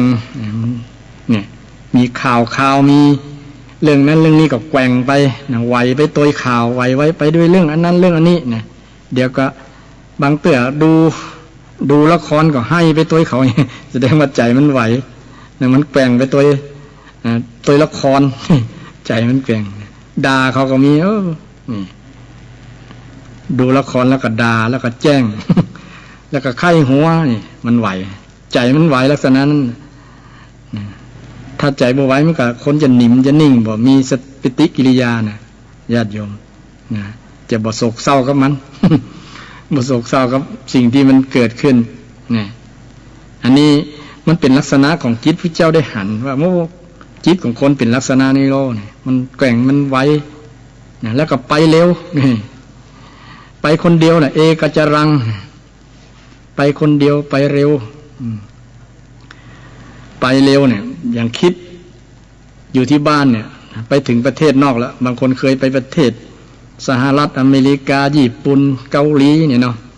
ไปแล้วนะไปถึงแล้วกึดกำเดียวไปแล้วนะกึดกำเดียวไปถึงแล้วโวยยิ่งกว่าแสงยิ่งกว่าเสียงนี่ธรรมชาติของจิตมันเป็นลักษณะนั้นเนี่ยมันโวยโอ้ถ้านี่แหละความสามารถของจิตมันไปโวยลักษณะนี้นะถ้าบ่มีสติเนี่ยเอามันบ่อยู่นะญาติโยมเอามันบ่อยู่สติตาน่ะเอามันอยู่นะยับยั้งดันเลยพอคือได้เขาคิดนี่ยังไปเลยเนี่ยหยุดยั้งทันทีเลยนะพอหูตัวว่าตกคิดเนี่ยไอ้หูตัวนี่คือสตินะหูตัวโอ้เขาคิดไปแล้วเนี่ยบางคนคิดฝันหวานเนี่ยเนาะฝันกลางวันฝันเมื่อคืนอย่างก็แล้วแต่ที่ยังบ่หลับบ่นอนเนี่ยฝันไปเนี่ยคิดไปอันนั้นเป็นอันนี้อยากมีอันนั้นอยากมีเป็นอันนี้เนี่ยอยากได้อันนั้นอยากได้อันนี้นะมันคิดของมันเรื่อยเปื่อยของมันนะคิดไปไกลคิดอันนั้นคิดนี้คิดฟุ้งซ่านนี่ลักษณะจิตของมันคิดไปไกลไปคนเดียวแล้วก็มีถ้ำเป็นที่อยู่เจ้าว่านะคูหาสยังคูหาสยังเนี่ยมีถ้ำเป็นที่อยู่มีคูหาเป็นที่อยู่ก็คือมีกายเนี่ยกายนี่เป็นที่อยู่ของใจถ้าบ่มีกายตายกายแตกสลายแล้วก็อยู่บ่ได้ก็ไปอยู่ที่อื่นหากายอื่นอยู่กับกายอื่นก็แตกกายทำลายขันธ์แล้วก็ไปคนละตีละตังนะนี่อาศัยกายอยู่ถ้ำคูหาสยังมีคูหาเป็นที่อาศัยมีถ้ำเป็นที่อาศัยสุนิปุนังมีความละเอียดอ่อนมีความไหวยัตถกามนิปาตินังเนี่ยนะคือมีความปรารถนาในความใคร่ไหลไปตามความใคร่อารมณ์ใคร่อารมณ์อยากอารมณ์ที่มันอยากมีอยากเป็นอยากอันนั้นยิ่งเนี่ยตามตาได้หันหูได้ฟังลิ้นได้สัมผัสมือได้ยุบได้กำได้สัมผัสมูนี่มันไปตัวฮั่นโดยก็จะ ไปตัวการสัมผัส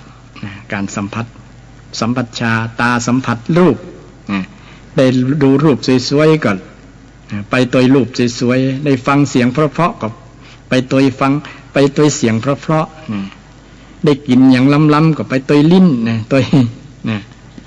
ใจมันไปตัวฮั่น ได้ฟังเสียงได้เช่นฟังเสียงข่าวในฟังสิ่งที่บทเจริญหูบทเจริญตาพุ่นว่าได้ดูทั้งได้ฟังพร้อมกันโอ้เป็นไหวไปแล้วใจก็ไหวไปตัวแต่ส่วนนั้นมันจะปฏิกิริยาโต้ตอบนะถ้าเป็นฝ่ายลบ ฝ่ายลบมันก็บ่อยากนั่นเหมือนกันแหละนะแต่มันจะไปฝ่ายที่มันสบายน่ะใจมันไปอยากสบายเช่นฟังเสียงเพราะๆฟังเพลงเพราะได้กินอย่างล้ำๆอย่างนั้นมันไปใจมันไปอยู่ชอบไปอยู่แบบนั้นนะได้สัมผัสอย่างนุ่มนวลนอนที่นุ่มสบายอย่างนี้มันไปลักษณะนั้นใจนี่ยัตถกามนิปาตินังลักษณะของจิตใจติอูลักษณะอาการของจิตใจศรัทธาญาติโยมฟังก็เพื่อให้ได้หันว่าโอ้จิตใจมันเป็นลักษณะที่พระเจ้าได้สอนไว้ได้หันมาแล้วว่าเป็นลักษณะนี้ทีนี้ไอ้ลักษณะของจิตมันเป็นลักษณะนี้มันยากต่อการที่จะควบคุมดูแลจิตใจเนี่ยจะควบคุมดูแลจิตใจได้ก็เอาตามหลักที่พระเจ้าได้ใจมาแล้วก็คือใจสติเนี่ยใจสติใจสมาธินี่ในการควบคุมจิตใจบางทีจิตใจมันคิดไม่ฝ่ายอกุศลนะถ้าเป็นอกุศลแล้วมันจะทำให้จิตใจมันเสียคุณภาพเสื่อมคุณภาพจิตใจมันจะเสื่อมคุณภาพจิตใจจะอ่อนแอจิตใจมันจะบ่มเข้มแข็งจิตใจมันจะเสียศูนย์เนี่ยพี่น้องเสียศูนย์ใจมันเสียศูนย์ ไม่มีจุดยืนไหวง่ายไปนั้นไปตรงนี้เนี่ยถ้ามันมีตี เปิ่งแล้วนะใจมันมีที่เปิ่งคือมีสติเนี่ยนะมันก็จะมีพลังเป็นพลังของจิตใจใจก็จะมีพลังสร้างพลังขึ้นโดยเฉพาะสร้างพลังคือศรัทธาในความเชื่อเรื่องพระรัตนตรัยพระพุทธพระธรรมพระสงฆ์เนี่ยศรัทธามีก็เป็นพลังเกิดขึ้นเพิ่มมาแฮมใจก็มีเพิ่มพลังมาด้วยศรัทธาในความเชื่อที่พระเจ้าได้สอนไว้โอ้พุทธเจ้าได้สอนละเอียดแต่ว่านะเรื่องจิตเรื่องใจเนี่ยสอนสุดยอดจริงๆนะและสามารถนำไปประยุกต์ใช้กับชีวิตได้จริงๆนะชีวิตก็จะบ่มีปัญหาจิตใจก็จะมีความเข้มแข็งด้วยการนำหลักธรรมคำสอนที่พระเจ้าได้สอนไว้นะเป็นสิ่งที่มีประโยชน์นะญาติโยมเป็นสิ่งที่มีประโยชน์มากๆเลยขณะนี้ก็เวลา14:02 น.เนาะก็ยังได้กึ่งรายการอยู่ศรัทธาญาติโยมอยากจะมาโทรมาแจมมาสนทนาธรรมมาถามธรรมะธรรมโมก็ได้เนอะนะ053-114-332นะ053-114-332วันนี้กำลังคิดกำลังใจญาติโยมโดยเฉพาะบางคนอยากจะมีความวิตกกังวลจะปฏิบัติตัวจะใดก่อนแนะนำให้เอาหลักธรรมคำสอนของพระเจ้าเนี่ยมาเป็นที่เปิ้งมันเป็นสรณะญาติโยมก็คงจะมีอยู่แล้วเนาะส่วนนักคนที่ฟังธรรมเนี่ยคือถือมีภูมิธรรมสูงอยู่แล้วนะบางคนก็สูงกว่าธรรมะภาพเยอะแยะมากมาย ก็มาเพิ่มมาเติมก็จะเป็นบุญเป็นกุศลนะมาเสริมมาเติมตัดใดที่ว่ายังขาดอยู่ยังหลงลืมอยู่ก็มาเพิ่มเติมได้นะ053-114-332นะอยากจะมาร่วมรายการหรือว่าจะมารายงานว่าฟังอยู่จากบ้านนั้นตำบลนั้นอำเภอนั้นก็ขึ้นในนี้ก็104.5นะเมกะเฮิรตซ์นะสถานีวิทยุขึ้นพุทธศาสนาแห่งชาติและสังคมวัดป่ายหินโดยออกรายการธรรมะเพื่อสืบสานและเพิ่มแรงบันดาลใจของอาจารย์พระครูประภัสชัยคุณซึ่งวันนี้อาตมาก็ได้มาร่วมรายการมาจัดรายการตั้งแต่เริ่มต้นมาก็จัดเป็นครูท่านอาจารย์มาหลายปีแล้วนะ 2-3 ปีมาแล้วก็มีศรัทธาญาติโยมก็สนใจฟังเทศน์ฟังธรรมกันก็อนุโมทนากับญาติโยมทุกท่านทุกคนที่ฟังรายการธรรมะซึ่งธรรมะก็เป็นของว่าเป็นมงคลชีวิตธรรมะมงคลการฟังธรรมก็เป็นมงคลชีวิตนะดีกว่าไปฟังอย่างอื่นยิ่งคนที่อยู่บ้านคนเดียวเนาะอยู่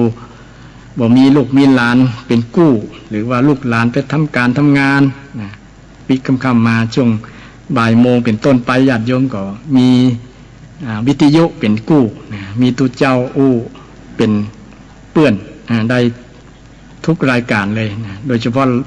ขึ้น104.5 เมกะเฮิรตซ์นี่ก็เป็นคลื่นธรรมะนะเป็นคลื่นเพื่อสังคมเผยแผ่ธรรมคำสอนของพระสัมมาสัมพุทธเจ้าให้ศรัทธาญาติโยมได้ฟังกันนะวันนี้ก็นำเรื่องของรัตนสูตรนะพุทธเจ้าได้สอนให้นึกถึงพระรัตนตรัยนะสอนอานนท์แล้วก็อานนท์ก็มาสวดมาสาธยายให้ชาวไผ่สาลีฟังแล้วก็ประพรมน้ำมนต์นะเป็นกำลังจิตกำลังใจโดยเฉพาะชาวไผ่สาลีได้ฟังสารธรรมคำสอนแล้วก็อิ่มอกอิ่มใจดีใจก็สบายใจโรคก็หายไปโดยปิดทิ้งก็เหมือนกับเกิดปาฏิหาริย์มันก็เป็นปาฏิหาริย์จริงๆเนาะเลยก็เป็นเรื่องราวที่เกิดมาเมื่อละ 2,000 กว่าปีแต่นำมาเล่าศรัทธาญาติโยมฟัง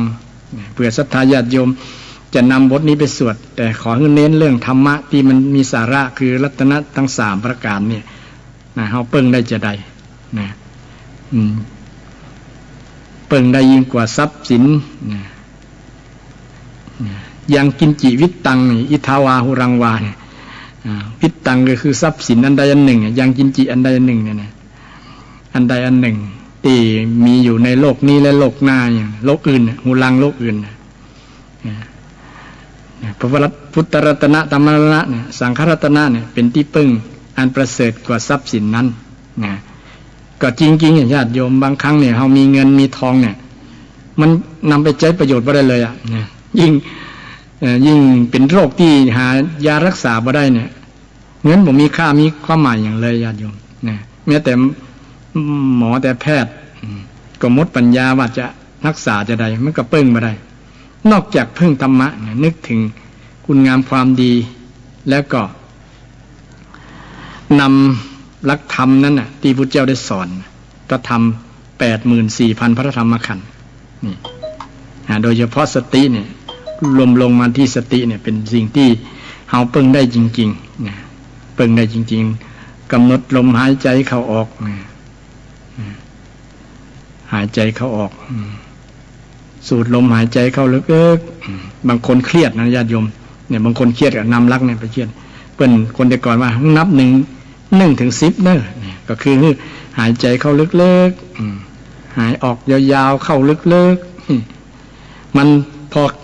เครียดได้ทำวิธีนี้แล้วมันจะเบาสบายบางคนอารมณ์เครียดมันหายไปโดยปลิดทิ้งนี่มันเป็นบทพิสูจน์อย่างหนึ่งที่ว่าทฤษฎีหลักการของพุทธศาสนาพุทธเจ้าได้สอนไว้เนี่ยมันได้ผลจริงๆแต่บางคนบ่ฮู้บ่ได้เนี่ยคนแต่ก่อนได้ ในใจกลอุบายว่าหายใจเข้าหายใจออกแต่บ่ได้อธิบายว่าอันนี้เป็นลักษณะเอาสติมาคุมที่ลมหายใจเข้าออกนี่มันเป็นผลได้ผลจริงๆอาตมาก็นำหลักของพระพุทธเจ้าเนี่ยไปใจเวลาเช่นเวลาเครียดนอนบ่หลับนะทุกเจ้าก็เครียดเหมือนกันญาติโยมคิดบางครั้งคิด นะคิดหลายนะคิดเรื่องอันนั้นเรื่องปฏิสังขรณ์เรื่องการพัฒนาวัดพัฒนาว่ามันก็ทำให้เก็บมาคิดเหมือนกันนะเขาจะไปเสาะศรัทธาญาติโยมที่ไหนมาบูรณะซ่อมแซมมาสร้างมาแปลงนี่มันก็เป็นเหตุหนึ่งเหมือนกันนะที่ทำให้คิดร้ายก็เกิดนอนบ่หลับนะจิตบ่สงบละ ก็เลยเอาหลักสติปัฏฐานเนี่ยนะหลักอานาปานสติอยู่ในสัญญา10อานาปานสติเนี่ยมาใจสูดลมหายใจเข้าลึกปรากฏว่าได้ผลจริงๆญาติโยมนะรับบ่ฮู้เรื่องเลยให้รับบ่ฮู้เมื่อเลยบ่ฮู้ตัวเลยนะรับนะมันไอสิ่งที่เขาคิดไปเนี่ยมันหมดไปโดยที่เป็นน่าอัศจรรย์นะสูดลมหายใจก็แต่ต้องมีสติอยู่กับลมหายใจนะมันจะหายความคิดความนึกอย่างต่างๆมันจะหายนะที่เขาคิดฟุ้งซ่านคิดหลักคิดหลายจะปะเวทนะมันก็หายไปเลยนะอารมณ์ธรรมะนะคืออารมณ์รู้ลึกรู้เนี่ยมันจะมาแทนนะรู้ตัวว่าเรากำลังอยู่กับลมหายใจนะหายใจเข้าแต่ก่อนเราก็บอกเคยสังเกตหายใจเข้ามันยาวมันสั้นนะก็มาสังเกตเมื่อสังเกตได้ก็ทำให้เราได้ความรู้อย่างธรรมชาติของร่างกายนะจิตมันก็อยู่กับลมหายใจเมื่อจิตอยู่กับลมหายใจก็เป็นสมาธิจิตนิ่งเนาะจิตนิ่งนะสมาธิกับสติมันก็เปิ้งปลาใส่กันถ้ามีสติอย่างเดียวก็ บางครั้งมันจะไม่ได้พักผ่อนอย่างประมาณนั้น นะร่างกายจะไม่ได้พักผ่อนแต่สมาธินี่เจริญนักลำไปมันก็จะรับไปเนี่ยประมาณนั้นนะเพี้ยนไผ่นั่งสมาธิเนี่ยแล้วรับมันจะรับง่ายไงเพราะรับตาแล้วเนาะจะจิตมันนิ่งมันอยู่นิ่งแล้วมันบอกคิดอย่างต่างๆมันก็พร้อมที่จะรับแล้วนะรับโดยบทหูตัว ถ้ามีสติควบคุมอยู่กับหูตัวขณะนี้เรายังอยู่กับลมหายใจอยู่เนอะเราจะไปสู่เข้าภวังคจิต นะอันนี้เป็นสิ่งที่ได้ใจมาได้เป็นผลนำมาบอกศรัทธาญาติโยมคนที่เคยปฏิบัติบ่อยๆก็คงจะหู้ดีเนาะนะเพราะว่าธรรมะเป็นสิ่งที่มันเป็นปัจจตังรู้เฉพาะตัวนะรู้เฉพาะตัวสัมผัสได้เฉพาะตัวมันเป็นนามธรรมนะเหมือนกับเขากินข้าวเนี่ยเขาจะบอกรสชาติมันล้ำเป็นจะได้มันหวานเป็นจะได้เปรี้ยวหวานมันเค็มเนี่ยเนาะ มันเป็นจะได้ก็อธิบายยากต้องคนเฮาต้องสัมผัสเองต้องรู้เองต้องกินเอง ต้องดูเองฟังเองนี่ธรรมะก็เช่นเดียวกันเช่นเดียวกันมันได้ผลกับตัวเฮาเองจะรู้ว่าโอ้เป็นจะยี่ล้อประมาณนั้นนี่แล้วเป็นสิ่งที่พิสูจน์ได้ธรรมะพุทธเจ้านะพิสูจน์ด้วยกันทดลองเองเลยลงมือทำเองเลยนะพุทธเจ้าก็ไม่ได้บังคับให้เชื่อนะแล้วก็ยิ่งท้าทายเลยท้าให้พิสูจน์ลงทำเลยถ้าว่าเชื่อก็ทำเลยถ้าทำแล้วมีผลจะได้ค่อยว่ากันนะมีผลจะได้ค่อยว่ากันนี้เป็นหลักธรรมที่เฮาหน้าภาคภูมิใจญาติโยมที่พระเจ้าได้สอนไว้ตั้งแต่ 2,000 กว่าปีมาแล้วยังได้ผลถึงปัจจุบันนี้มันเป็นอากาลิโกเนี่ยคือบ่ล้าสมัยใจได้ตลอดกาลนะจะได้ตลอดกาลอย่างอื่นล้าสมัยนะเสื้อผ้าทรงผม หน้าตาทรงผมเนี่ยล้าสมัยบอกเข้ากับกาลสมัยสมัยปุ้นก็ใส่อย่างหนึ่งทรงผมอย่างต่างๆใส่แต่ธรรมะวินัยของพระเจ้าเนี่ยบ่ล้าสมัยเนี่ยอย่างทรงผมเนี่ยกรีนเฮดเนี่ยเนาะใจ 2,000 ปีก็ยังบ่มีไผว่าล้าสมัยนะก็ยังเหมือนเดิมนะยังมีคนเอาไปเป็นแบบอย่างอยู่ก็มีนะดารานักร้องอย่างต่างๆนะใจทรงผมตุเจ้าอ่ะ อันนี้เป็นวินัยแต่วินัยก็ยังพอที่จะ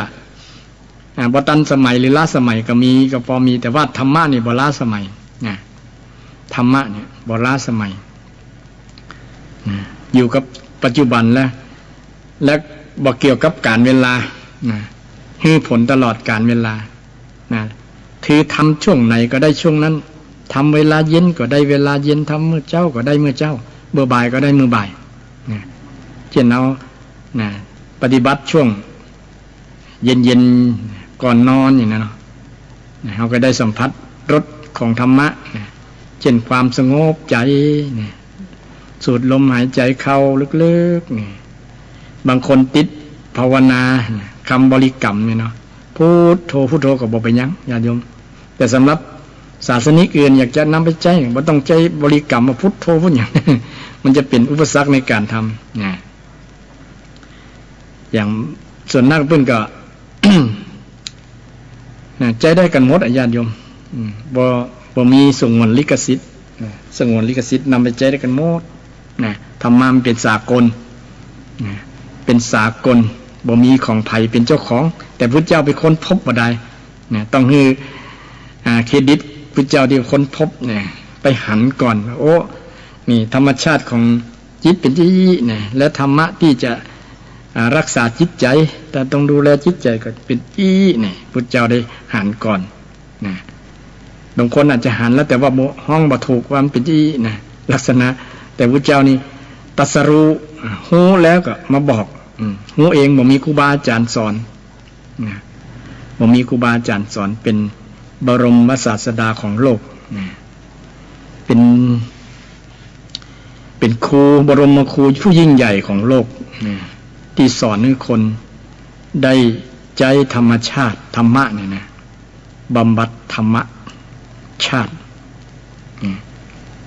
คือพระองค์ได้นำสิ่งที่บ่ต้องไปซื้อไปหาไปลงทุนนักนะมันอยู่ที่ตัวที่ใจเฮาแล้วนะอยู่ที่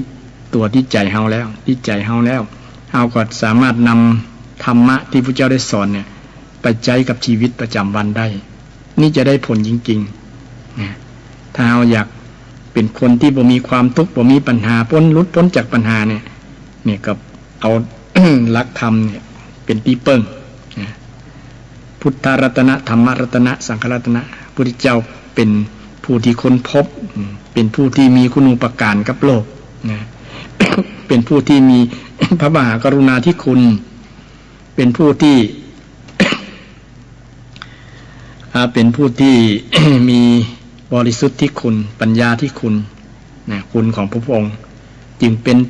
สรณะเป็นที่เปิ้งเป็นบุคคลต้นแบบที่หลุดพ้นจากความทุกข์ได้เป็นคนแรกของโลกก็ว่าได้ที่เป็นต้นแบบที่ดีที่ชาวพุทธ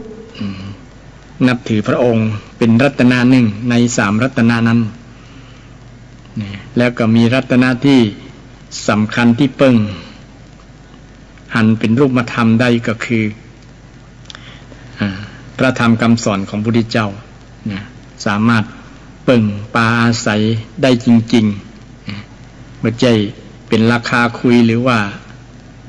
มาอ้างมาอวดเพื่อ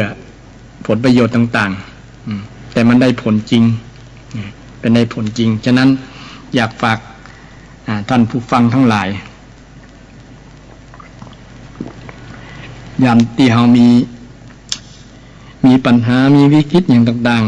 ๆอย่างช่วงนี้เนี่ยมีวิกฤตโรคโควิดโรคโคโรนามาแพร่ระบาดทั่วโลกนะในเมืองไทยของเราก็ควรปฏิบัติตัวจะได้โดยเฉพาะเรื่องการระมัดระวังเรื่องจิตใจบริหารจิตบริหารใจของเราเนี่ยสำคัญนะการวางท่าทีจิตใจของเราเนี่ยสำคัญกว่านะ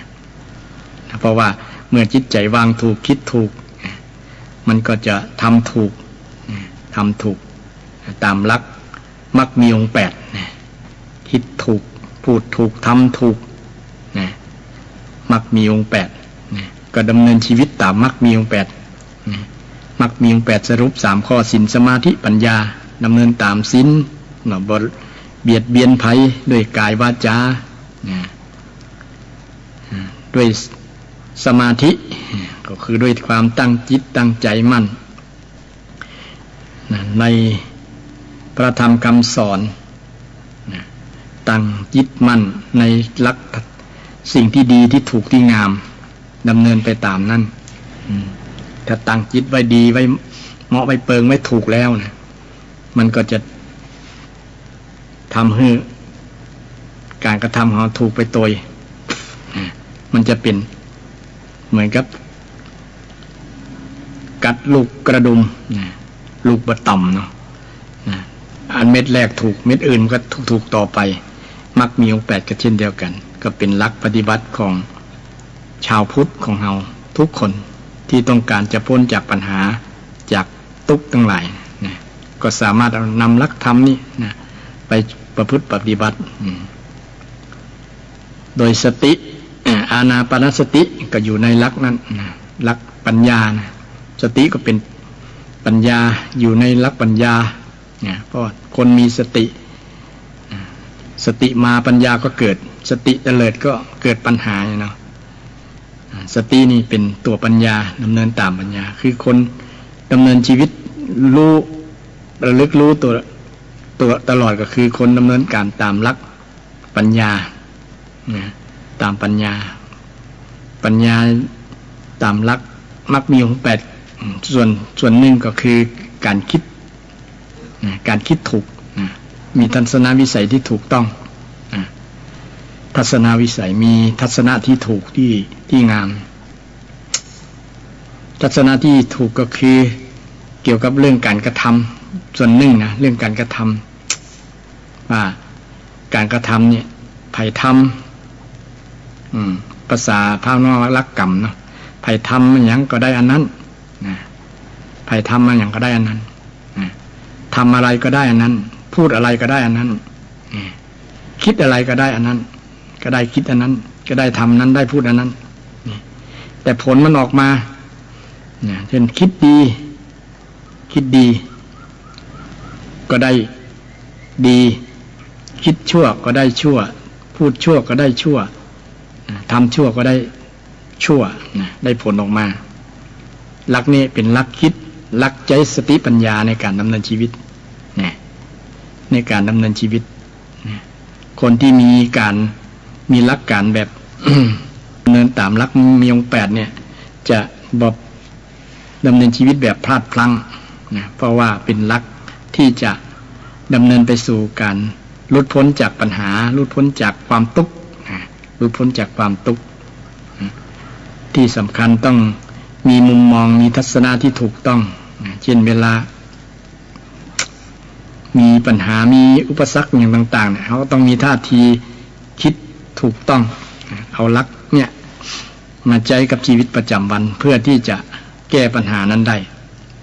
แก้ปัญหานั้นได้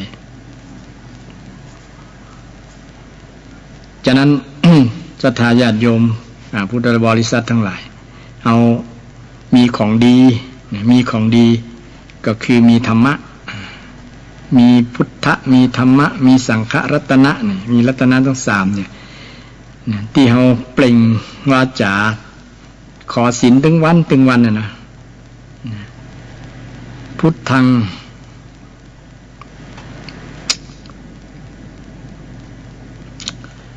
งสรณังคัจฉามิธัมมังสรณังคัจฉามิสังฆังสรณังคัจฉามิเฮาอู้แต่ก็ เฮาเปิ้งแต่ก็ถ้าเปิ้งแต่ต้องเอาลักธรรมคำสอน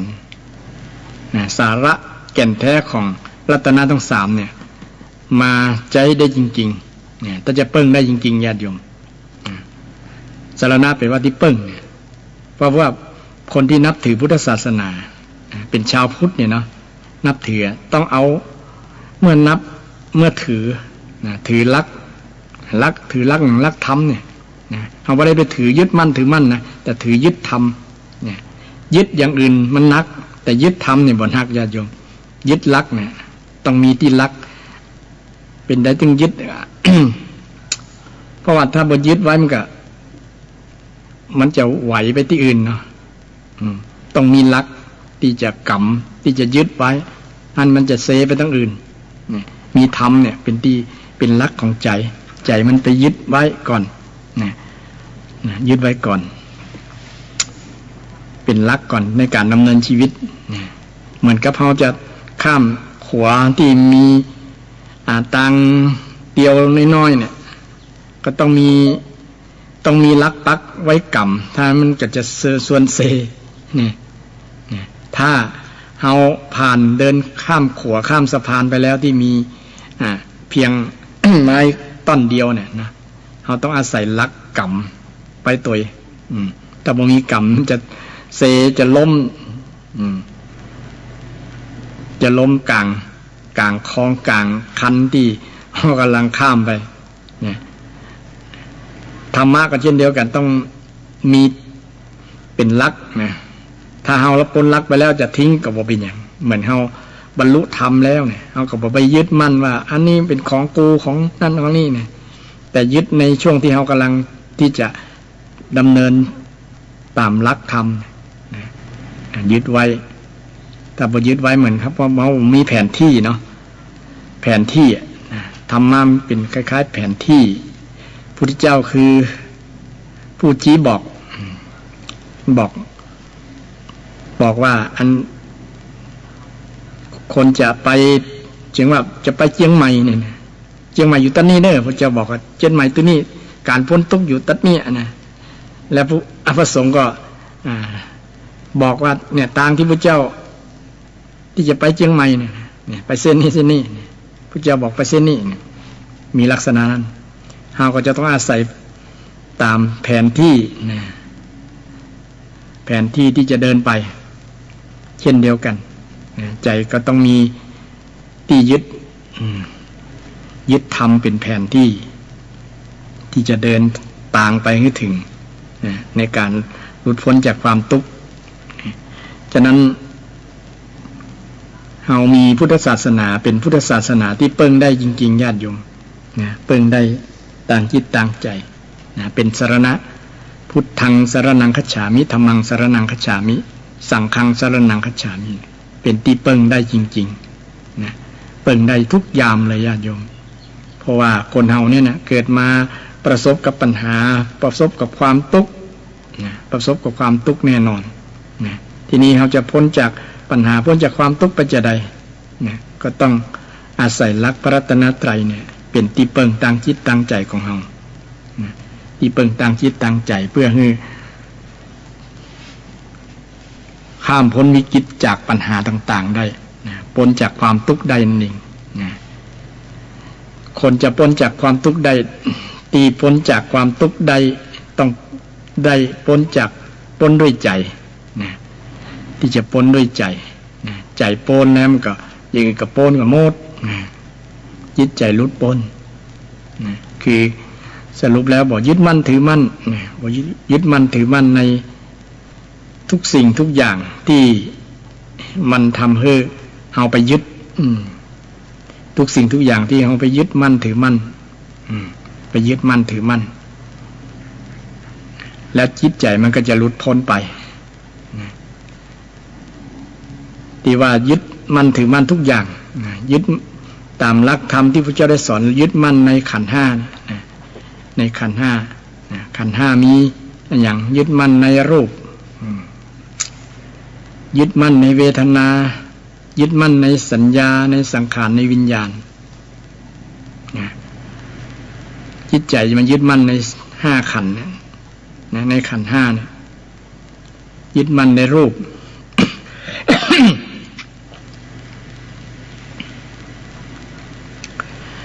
คนยึดมั่นในรูปเนี่ยมันก็จะเป็นทุกข์ตั้งบางคนเป็นละอ่อนเนี่ยไปยึดมั่นในรูปจะเห็นชัดเช่นเป็นสิวในญาติโยมละอ่อนเป็นสิวนี่เป็นทุกข์เลยนะบางคนบ่นอนกินบ่ได้นอนบ่หลับนะเป็นสิวเม็ดเดียวเนี่ยโอ้ทำให้หน้าบ่สวยนะก็ไปยึดมั่นว่าหน้าของเฮามันสวยนะหน้าของเฮาจะต้องสวยเป็นต้นนะอันจริงมันเป็นรูปธรรมนามธรรมเป็นขันธ์ห้านั่นเองมันเป็นขันธ์ห้าไม่ใช่ตัวเฮาแท้นะไม่ใช่ตัวจริงพุทธเจ้าแยกออกเป็นแยกย่อยให้เป็นห้ากองนะเนี่ยเหมือนกับอะไหล่รถยนต์เนี่ยแยกชิ้นส่วนไปนะชิ้นนี้เป็นรูปชิ้นนี้เป็นเวทนาชิ้นนี้เป็นสัญญาชิ้นนี้เป็นกองนี้เป็นสังขารกองนี้เป็นวิญญาณพุทธเจ้าแยกเป็นกองเป็นกองนี่เป็นกองเหมือนกับอะไหล่รถยนต์แยกเป็นชิ้นส่วนนี้เป็นส่วนล้อเป็นส่วนแว่นส่วนพวงมาลัยเป็นส่วนกระโปรงรถเป็นตัวถังเป็นคันซีเป็นอย่างไรนะแยกออกเป็นชิ้นส่วนเป็นชิ้นส่วนเล็กๆเมื่อแยกออกแล้วมันก็บอกห้องว่ารถละนะคนเอาเช่นกันแยกออกเนี่ยแยกส่วนรูปเอาตาออกเอาหูออกอย่างออกมันก็เป็นคนแล้วมันเป็นอย่างเป็นอวัยวะที่ถูกแยกมาอาการ32เนี่ยแยกเนาะแยกเป็นหนังเป็นต่างๆนี่รวมลงกันแล้วนะมันประชุมกันแล้วนะธาตุสี่ดินน้ำไฟลมมาชุมกันก็เป็นรูปเป็นตัวเป็นตนที่เรากำหนดว่าเป็นตัวเป็นตนเนี่ยที่เราสมมุติกันบ่ได้จริงมันตัวแท้มันบ่มีมันเป็นตัวปลอมตัวจริงชั่วคราวตัวจริงชั่วคราวแต่เอาแบบนี้มันก็เขาก็บอกเป็นทุกข์กับรูปละมันจะเป็นอย่างก็ตามมันจะเป็นสิวนะเราอันจะเป็นสิวเป็นป้าเป็นหน้ารอบลอนั่นก็บอกเกี่ยวกับละนะเพราะว่าตัดในส่วนที่เป็นอุปทานเรื่องความงามในรูปได้ละนะทำลายอัตตาละนะทำลายอัตตาคือทำลายตัวที่มีในขันธ์ที่มีขันธ์ก็ทำให้เกิดเป็นตัวยึดในขันธ์ห้าเป็นตัวจริงไม่เป็นขันธ์ห้าเจ้าแยกเป็นขันธ์ห้าแต่มันแยกออกจากกันแล้วก็บ่มีรูปละบ่มีตัวเฮาละเวทนาความรู้สึกเนี่ยความรู้สึกเวทนาแปลว่าความรู้สึกเนี่ยภาษาบ้านเพิ่นเรียกว่าความสงสารนะบ่ใช่แปลว่าความสงสารนะเวทนาน่าเวทนาเนาะแต่ภาษาพระเพิ่นเรียกว่าความรู้สึกความเสียดแทงวิทัฏฐาในความเสียดแทงนี่ต่อมาเรียนบาลีมาเวทนาแปลว่าความรู้สึกใจนี่มันส่วนหนึ่งมันมีความรู้สึกที่เรารู้สึกดีรู้สึกสบายรู้สึกสุขรู้สึกทุกข์เนี่ยมันเป็นความรู้สึกของจิตนะบ่ใช่ของกายนะที่รับรู้สึกถึงวันที่เรารับรู้ถึงวันเนี่ยมันมาจากใจนะรู้ได้ที่ใจนะรู้ได้ที่ใจนะรู้ได้ที่ใจ ตาหันรูปถ้าหันรูปสวยๆก็สบายตาสบายใจเกิดความรู้สึกขึ้นถ้าหันรูปที่บ่สวยบ่งามก็เกิดอารมณ์เปลี่ยนไปตรงกันข้ามบ่ชอบใจความรู้สึกตุกข์น่ะความรู้สึกนี่เอาไป ยึดในเวทนาในความรู้สึกรู้สึกในเวทนาในคือในความรู้สึกเนี่ยไปยึดในส่วนนี้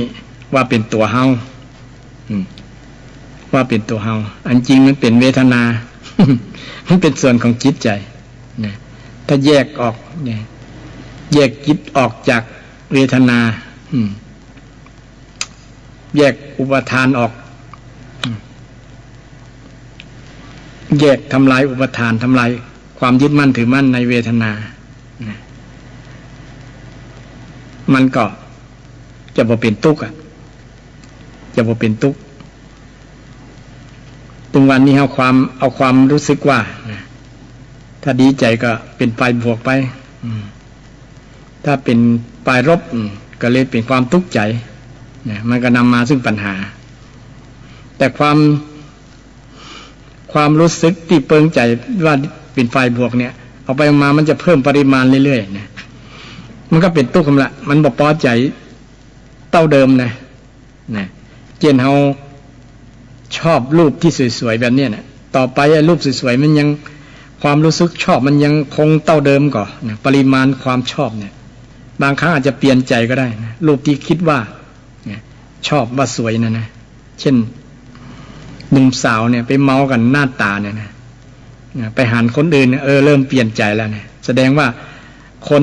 แรกที่เจอกันเนี่ย คนแรกที่เจอกันว่าถูกใจเพราะเห็นรูปพอเห็นรูปเกิดเวทนาชอบเนี่ยเวทนาภาษาพระนะชอบอารมณ์รับอารมณ์มาชอบเมื่อเวลาผ่านไปเนี่ยความรู้สึกที่ชอบครั้งแรกเนี่ยมันก็อาจจะเปลี่ยนได้เปลี่ยนเป็นชังก็ได้เช่นไปเจอใครก็เปลี่ยนใจปั่นใจให้คนอื่นเพราะมองคนนั้นบทสวยแล้วไงบ่หล่อแล้วคนที่เจอกันครั้งแรกทำให้เปลี่ยนความรู้สึกภาษาพระนะว่ารู้สึกเวทนาเนี่ยเปลี่ยนเวทนาจากเคยชอบมาเป็นชังแทนมันก็เป็นปัญหาเป็นทุกข์ใหม่เพราะว่ามันเป็นอนิจจังไงเป็นอนิจจังทุกขังอนัตตาเนี่ยอนิจจังคือเปลี่ยนเวทนา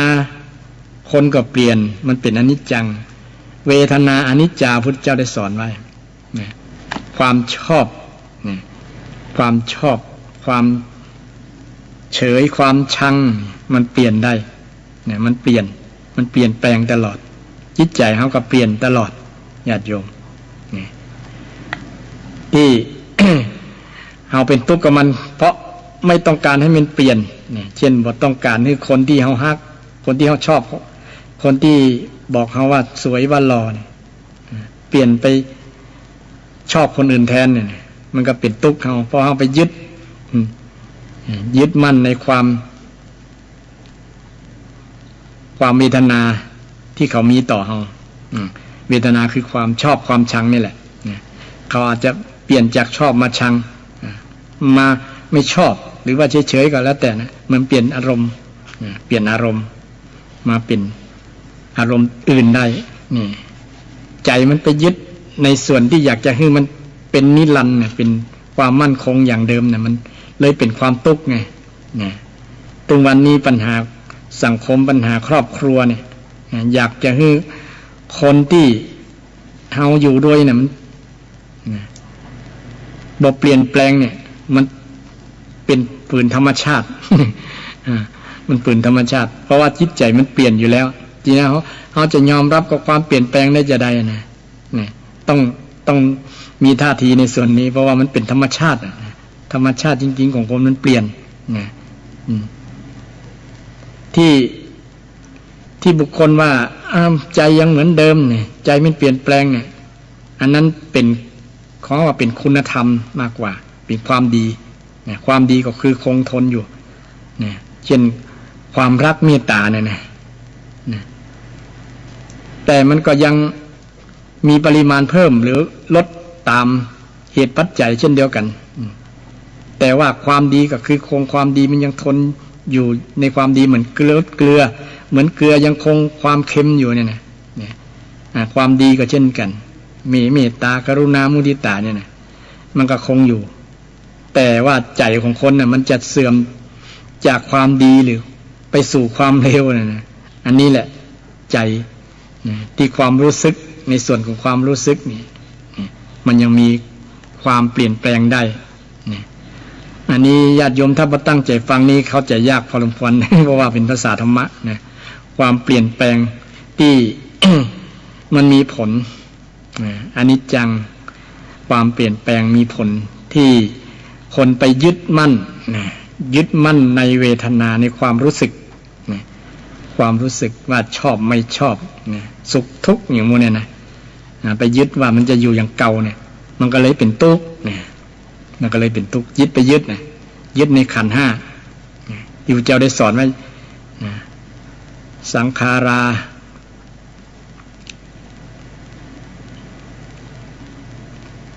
อันอย่างก็ยึดในรูปแล้วก็ยึดในเวทนาเนาะในเวทนาขันธ์เวทนาขันธ์สังขารขันธ์วิญญาณขันธ์ขันธ์ก็ว่ากองหรือว่าส่วนที่พระเจ้าได้แบ่งจิตแบ่งใจส่วนของใจไว้4ส่วนแล้วก็กาย1ส่วนเป็น5รวมเป็นรูปเป็นขันธ์5เป็นขันธ์5รูปเวทนาสัญญาสังขารวิญญาณเป็นขันธ์5ขันธ์5นี้ที่ใจมันไปยึดเนี่ยมันเป็นทุกข์พุทธเจ้าว่านะเป็นทุกข์อย่างใดก็คืออธิบายอย่างที่ว่านะเป็นยึดในรูปก็เป็นทุกข์ในรูปติกี้ยกตัวอย่างละอ่อนไปยึดว่าจะหล่ออย่างเดิมเป็นสิวก็เป็นทุกข์ นี่แสดงว่าไปยึดในรูปมีอย่างแปลกปลอมบนใบหน้าก็ยึดมั่นในรูปในใบหน้าในตาเนี่ยไปส่องกระจกเมื่อใดมันเปลี่ยนไปแล้วก็เริ่มมีวันจิตวันไหวแล้วไปยึดว่ามันจะงามอย่างเดิมจะหล่ออย่างเดิมอย่างนี้ถ้าไปยึดอย่างนี้มันก็จะเป็นทุกข์เพราะว่าไปมันจะผิดหวังไงผิดหวังเพราะว่ามันเป็นธรรมชาติมันต้องเปลี่ยนเนาะเปลี่ยนทุกอย่างเปลี่ยนไงเป็นอนิจจังรูปก็เปลี่ยนเวทนาความรู้สึกก็เปลี่ยนทีนี้สัญญาล่ะเปลี่ยนญาติโยมนี่ชัดเจนความจำเนี่ย40ลืม40ลืมหน้า50ลืมหลังเนี่ยที่คนแก่คนเฒ่าว่านะ40ลืมหน้า50ลืมหลังนี่ไอ้ตัวลืมเนี่ยมันเป็น สิ่งที่บ่งบอกว่ามันเป็นสิ่งที่บ่มั่นคงบ่เป็นนิรันดร์ความจำของคนเนี่ยมันบ่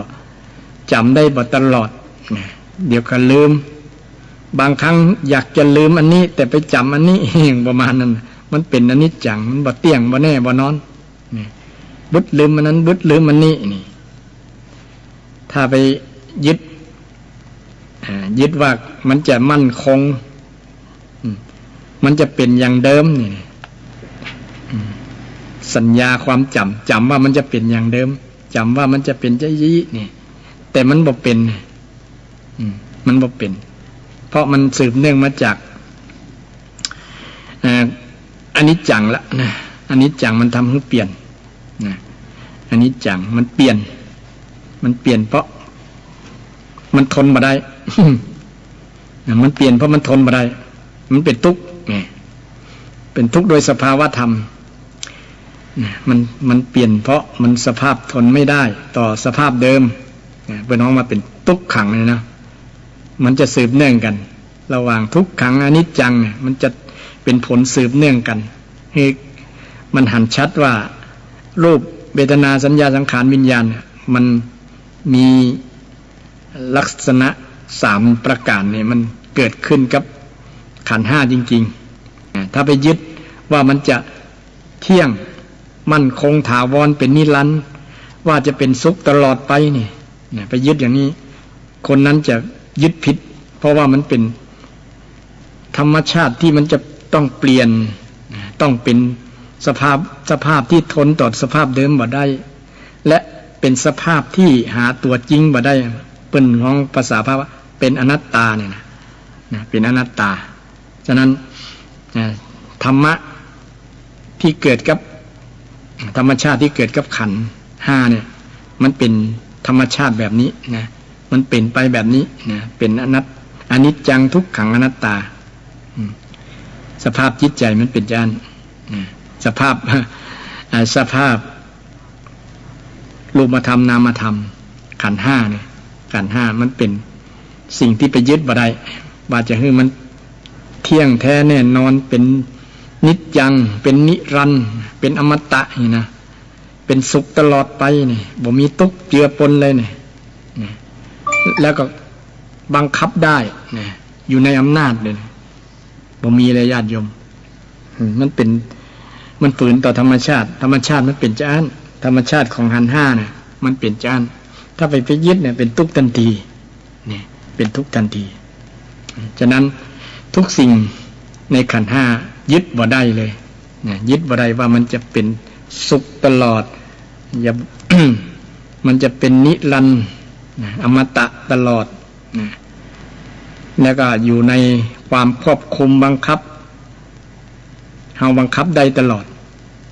ว่า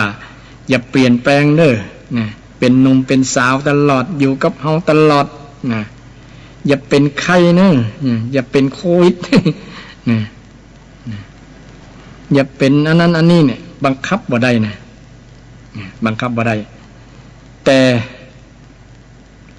ต่มีสิ่งหนึ่งที่บังคับได้ญาติโยมก็คือสติบังคับใจได้นะมันควบคุมใจนะมันควบคุมใจได้นะควบคุมให้อยู่ในทางที่ถูกที่ควรนะควบคุมพฤติกรรมต่างๆบ่ให้ไปมีผลกระทบกับชีวิตร่างกายของเราแต่ธรรมชาติของขันธ์ห้าเนี่ยเราจะไปบังคับให้มันเป็นนิจจังเป็นสุขขังเป็นอัตตานี่บ่ได้นะ เป็นบ่ได้แต่ธรรมชาติมันจะบำบัดกันเองมันจะไปจัดการมันเองธรรมะคือสติเนี่ยนะจัดการเมื่อคนมีสติรู้ตัวทันว่าอันนี้มันเป็นสิ่งที่เปลี่ยนแปลงไปตลอดโลกเนี่ยนะรูปตัวกายของเฮาเนี่ยนะกายของเฮาใจของเฮาเนี่ยมันเป็นอนิจจังโลมันเปลี่ยนแปลงตลอดโลนะมันอารมณ์ของเฮาก็เปลี่ยนตลอดโลเดี๋ยวก็สุขเดี๋ยวก็ทุกข์นี่ความจำก็เปลี่ยนตลอดโลเดี๋ยวก็ลืมเดี๋ยวก็เปลี่ยนเดี๋ยวก็จำเดี๋ยวก็ลืมเนี่ยลงลืมเนี่ยสัญญาความจำได้หมายรู้มันก็เปลี่ยนบางครั้งจำผิดทุกอย่างประมาณนั้นนะแล้วก็ความวิญญาณนะวิญญาณในขันธ์ทั้งห้าข้อที่ห้าเนี่ยมันก็ขึ้นตกอยู่ใน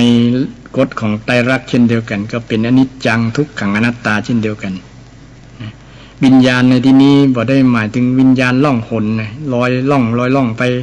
นั่นไปนี่นะวิญญาณนี้หมายถึงว่าความรู้ที่จิตตัวมันรู้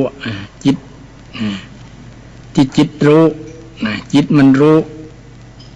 จิตรู้จากการสัมผัสเช่นตาไปสัมผัสรูปเกิดความรู้ขึ้นเรียกว่าจักษุวิญญาณรู้ว่ารูปนี้เป็นรูปของสัตว์รูปนี้เป็นรูปของคนรูปนี้เป็นรูปของสิ่งก่อสร้างต้นไม้ภูเขาลำธารอย่างนี้หันรูปรู้ได้รู้ว่าเป็นอันนี้รูปอันนี้อันนี้เป็นความรู้ทางตาเป็นห้องจักษุวิญญาณความรู้ทางหูโสตวิญญาณเช่นได้ฟังเสียง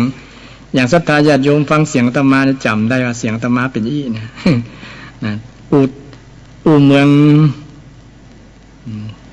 ห้องอูเมืองอย่างก็จะลมจะกลม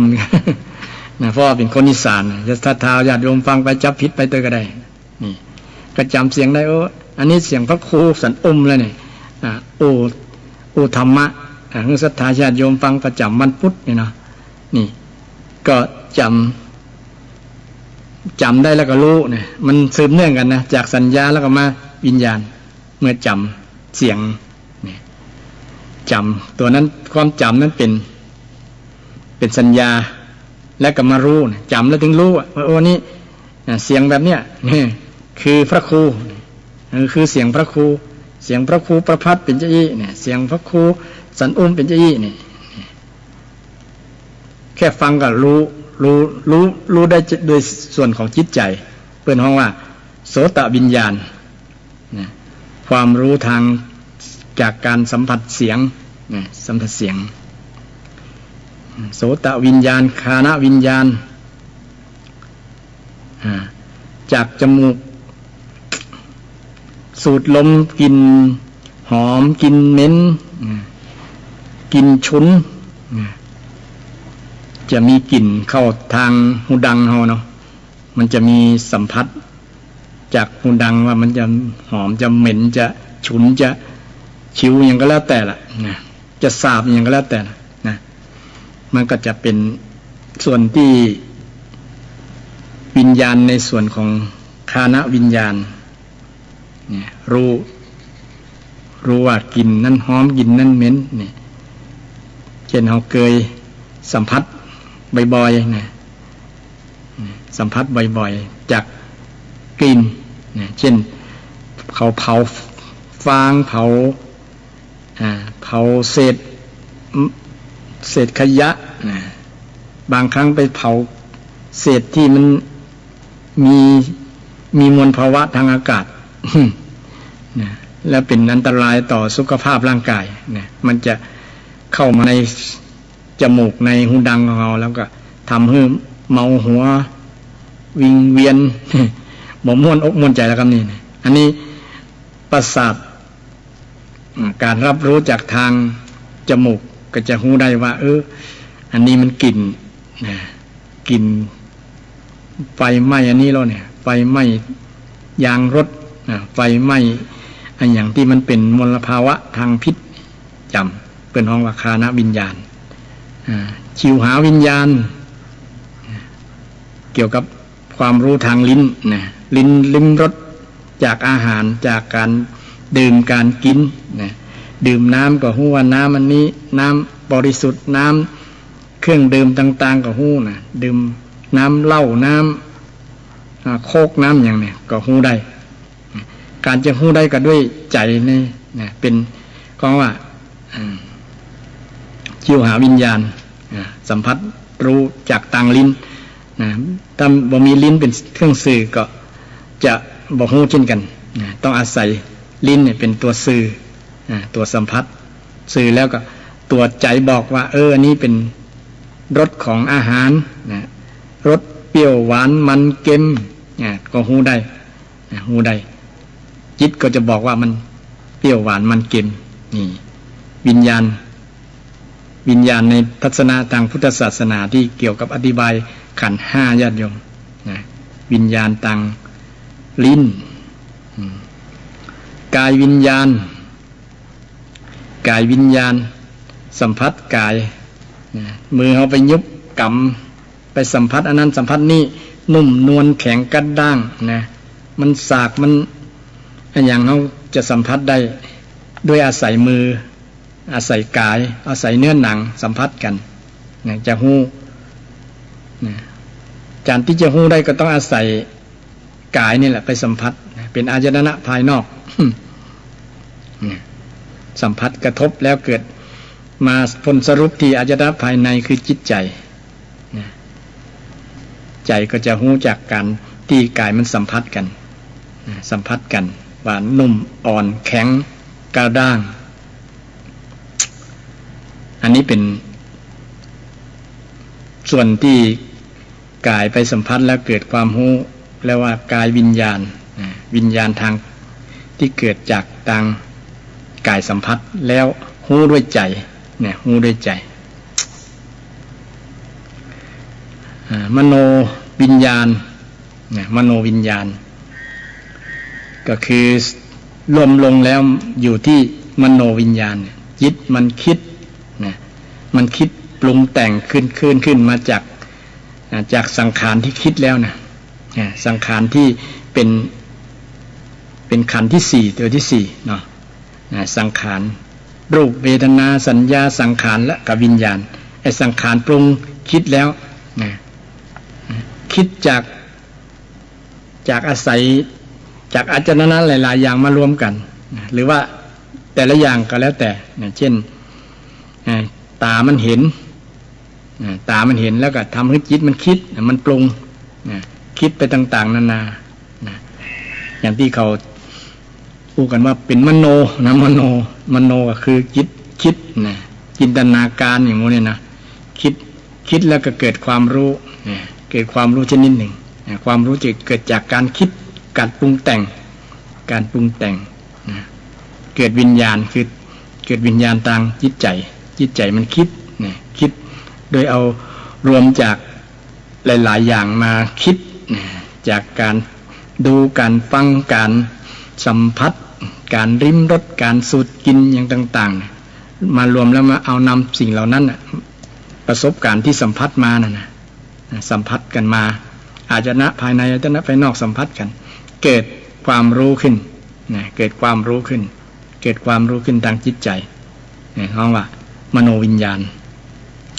รวมแล้วก็ที่ยึดอยู่ที่ใจหมดแหละรวมแล้วสรุปแล้วแต่ว่าแยกเป็นอย่างๆว่ามันมีอาศัยอุปกรณ์ต่างๆที่เป็นอาจนะตัวเชื่อมอาจนะแปลว่าตัวเชื่อมทำให้เกิดความรู้ตีห้องว่าวิญญาณความรู้ว่าวิญญาณคือความรู้วิญญาณในขันธ์คือความรู้เกิดจากการสัมผัสอายตนะภายนอกและอายตนะภายในสัมผัสกันกระทบกันตากระทบรูปเสียงกระทบหูกลิ่นกระทบจมูกรสกระทบลิ้นกายสัมผัสกายสัมผัสกระทบกับสิ่งอายตนะภายนอกก็สัมผัสกันใจสัมผัสรวมสัมผัสใจสัมผัสสิ่งที่คิดขึ้นปรุงแต่งขึ้นรวมแล้วว่าเป็นวิญญาณเวทนาสัญญาสังขารวิญญาณเนี่ยเขาจะไปยึดมั่นว่าเป็นสิ่งที่มั่นคงเป็นเที่ยงแท้แน่นอนก็ยึดบ่ได้เพราะมันเป็นธรรมชาติใครจะบังคับบ่ได้จะมีอันอย่างมีอำนาจดลบันดาลให้มันเป็นอันนี้แล้วบ่มีแหละ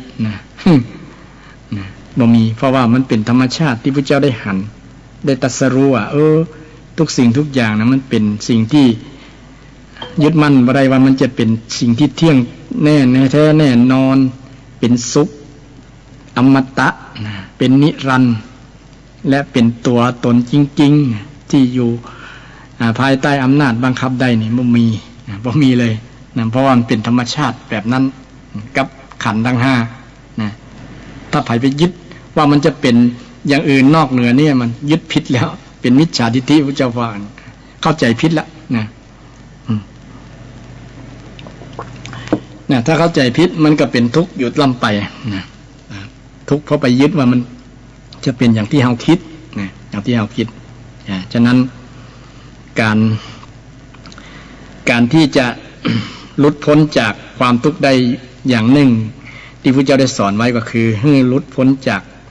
การยึดมั่นถือมั่นในขันธ์ทั้งห้าที่ได้กล่าวมาใครสามารถหลุดพ้นได้คนนั้นก็จะบ่มีความทุกข์ มันจะเกิดอย่างก็ตามในสากลโลกเนี่ยนะบ่มีความหมายอย่างเลยเพราะว่าหลุดพ้นจากขันธ์ทั้งห้าแล้วบ่ยึดมั่นในขันธ์ทั้งห้าแล้วบ่มีความหมายกับชีวิตคนนั้นเลยบ่มีอิทธิพลต่อชีวิตของเขาเลยเพราะว่าเขาบ่ยึดมั่นถือมั่นในขันธ์ห้าแล้วความสุดยอดของทางพุทธศาสนาก็สอนละเอียดอ่อนถึงขนาดนั้นญาติโยมบางคนที่บอกคุ้นเคยเกี่ยวกับเรื่องขันธ์ห้าก็จะฟังเข้าใจยากพอสมควร เพราะว่ามันเป็นเรื่องละเอียดอ่อนเนาะเกี่ยวกับเรื่องขันธ์ห้านะความยึดมั่นถือมั่นนี่พระเจ้าได้สอนมาตลอดถ้าไปยึดมั่นถือมั่นก็จะเป็นเหตุการณ์สาเหตุให้เกิดทุกข์ไปบ่ยึดมั่นคนนั้นก็จะเป็นสุขเนี่ย มันมีกรรมพันกรรมเหรอครับ ครับผม มันมีว่าสพเพธรรมานารังอภินิเวสายะ ทุกสิ่งทุกอย่างบอก ครับทำทั้งหลายทั้งปวงไม่ควรยึดมั่นถือมั่นมันเป็นหัวใจของการไปยึดมั่นของการปล่อยวางเลยนะครับครับผมแม่น เพราะผมได้อ่านคาถาบทนี้ผมสว่างเลยครับสพเพธรรมานารังอภินิเวสายะครับทำทั้งหลายทั้งปวงไม่ควรยึดมั่นถือมั่น ครับ มันเป็นสุดยอดก็ว่าคนผมโล่งคนเดียวผมพูดนะ แต่คนอื่นจะโล่งตัวเองทั้งวันนะเป็นคนบรรลุธรรมนะครับสัพเพธรรมานารังอภินิเวสายโยมทั้งหลายจำไว้เลยเนี่ยสัพเพธรรมานารังอภินิเวสายะทำทั้งหลายทั้งปวงไม่ควรยึดมั่นขณะนี้เรากำลังทุกข์เรื่องโรคภัยไข้เจ็บโควิด -19 นะครับเนาะเพราะฉะนั้นเราก็บอกคนยึดมั่นถือมั่นกับความทุกข์นั้นเรามีสติระมัดระวังแบบประมาทนะครับวันนี้ผมมาเสริมนี่นะครับผมอย่าหมดเวลาสาธุครับสัพเพธรรมารังอภินิเวสายะครับสุดยอดแล้วครับช่วยกันว่านะครับสัพเพธรรมานารังอภินิเวสายะสัพเพนารังสัพเพธรรมานารังสัพเพนารังธรรมาเนี่ยสัพเพธรรมานารังอภินิเวสายะครับผมเนี่ยครับหัวใจมั้ยอาจารย์ครับทำทั้งหลายทั้งปวงไม่ควรยึดมั่นถือมั่นถ้าเรายึดมั่นถือมั่นเมื่อใดมันก็เป็นทุกข์ทั้งนั้นนะครับผมฟังท่านอาจารย์ท่านเจ้าแล้วผมฟังแล้วเขาได้ดีนะครับวันนี้ครับเพราะฉะนั้นผมเลยสรุปสุดท้ายเนี่ยมันจะหมดเวลาเนาะครับผมญาติโยมหลายวันนี้เนี่ยท่านทั้งหลายกำลังเกิดความทุกข์ใช่ไหมครับภัยทั้งหลายเกิดจากฝุ่น MP25อย่างตัวภัยทั้งหลายเกิดจากเศรษฐกิจทั้งหลายทั้งปวงนะโยมเนาะโยมท่องไว้โยมสัพเพธรรมานารังอภินิเวสายะทำทั้งหลายไม่ควรยึดมั่นถือมั่นพุทธังบังขวาธรรมังบังซ้ายสังฆังบังกายาอรหังบังเกสาอหังพุทโธนะโมพุทธายะนะครับพุทธรักษาธรรมรักษาโยมนะเขาช่วยอันนั้นรัตนสูตรนะครับครับอันไหนครับอันที่อาจารย์สรุปตะกี้นะธรรมังสัพเพธรรมาน่ะเหรอไม่ใช่ครับพุทธังบังขวาน่ะนะครับอ๋อครับเนี่ยมันเป็นสูตรย่อมาครับอาจารย์ครับคือญาติโยมท่องไว้โยมนะพุทธังบังขวาธรรมังบังซ้ายสังฆังบังกายาอรหังบังเกสาอหังพุทโธนะโมพุทธายะอันนี้ครับรัตนสูตรนะครับนี่ครับเพราะฉะนั้นนี่ครับวันนี้ฟังธรรมะแล้วก็ขอญาติโยมหลายปลอดภัยไร้ทุกข์มีความสุขเกษมสารนะครับเนาะอายุยืนยาวนานเขาจะผ่านพ้นวิกฤตนี้ไปด้วยกันญาติโยมหลายเขาจะผ่านพ้นภัยนี้ไปด้วยกันด้วยการมีสติและบรรดาหน้าธรรมาภาพทั้งสองก็ขออัญเชิญคุณพระพุทธเจ้าพระธรรมพระสงฆ์ปกปักรักษาคุ้มครองญาติโยมทั้งหลายเน้อคือปลอดภัยจากไวรัสร้ายและก็ขอให้ญาติโยมทั้งหลายจงมีแต่ความสุขความเจริญรุ่งเรืองด้วยอายุวรรณะสุขะพละธนสารปฏิภาณสมบัติด้วยเถิดสาธุครับวันนี้หมดเวลาเจริญพรนะครับเนาะขอบพระคุณอาจารย์นะครับผมมาสรุปว่ามันหมดเวลาได้อยู่ครับเนาะเพราะว่าเวลามันหมดเวลาอย่างนั้นก็วันหน้าวันพุธในวันพุธหน้านะครับเนาะถ้ามีลมหายใจมายุ่งกันนะครับเนาะธรรมะวันนี้ดีครับวันนี้สัพเพธรรมานารังอภินิเวสายะครับครับสาธุข้าวนยนต์เนอะเจริญพรเนอะขอนำรายการนี้ขอบคุณท่านพระครูสมุวิศวัตรวรกิจโจนะครับในสถานีนะครับวันนี้ขอนำรายการจากท่านนายกันนะครับเนาะขอเจริญสุขเจริญพรเจริญธรรมเจริญพรสาธุวันนั้นยงยังอัวอาจารย์จัดรายการลืมเว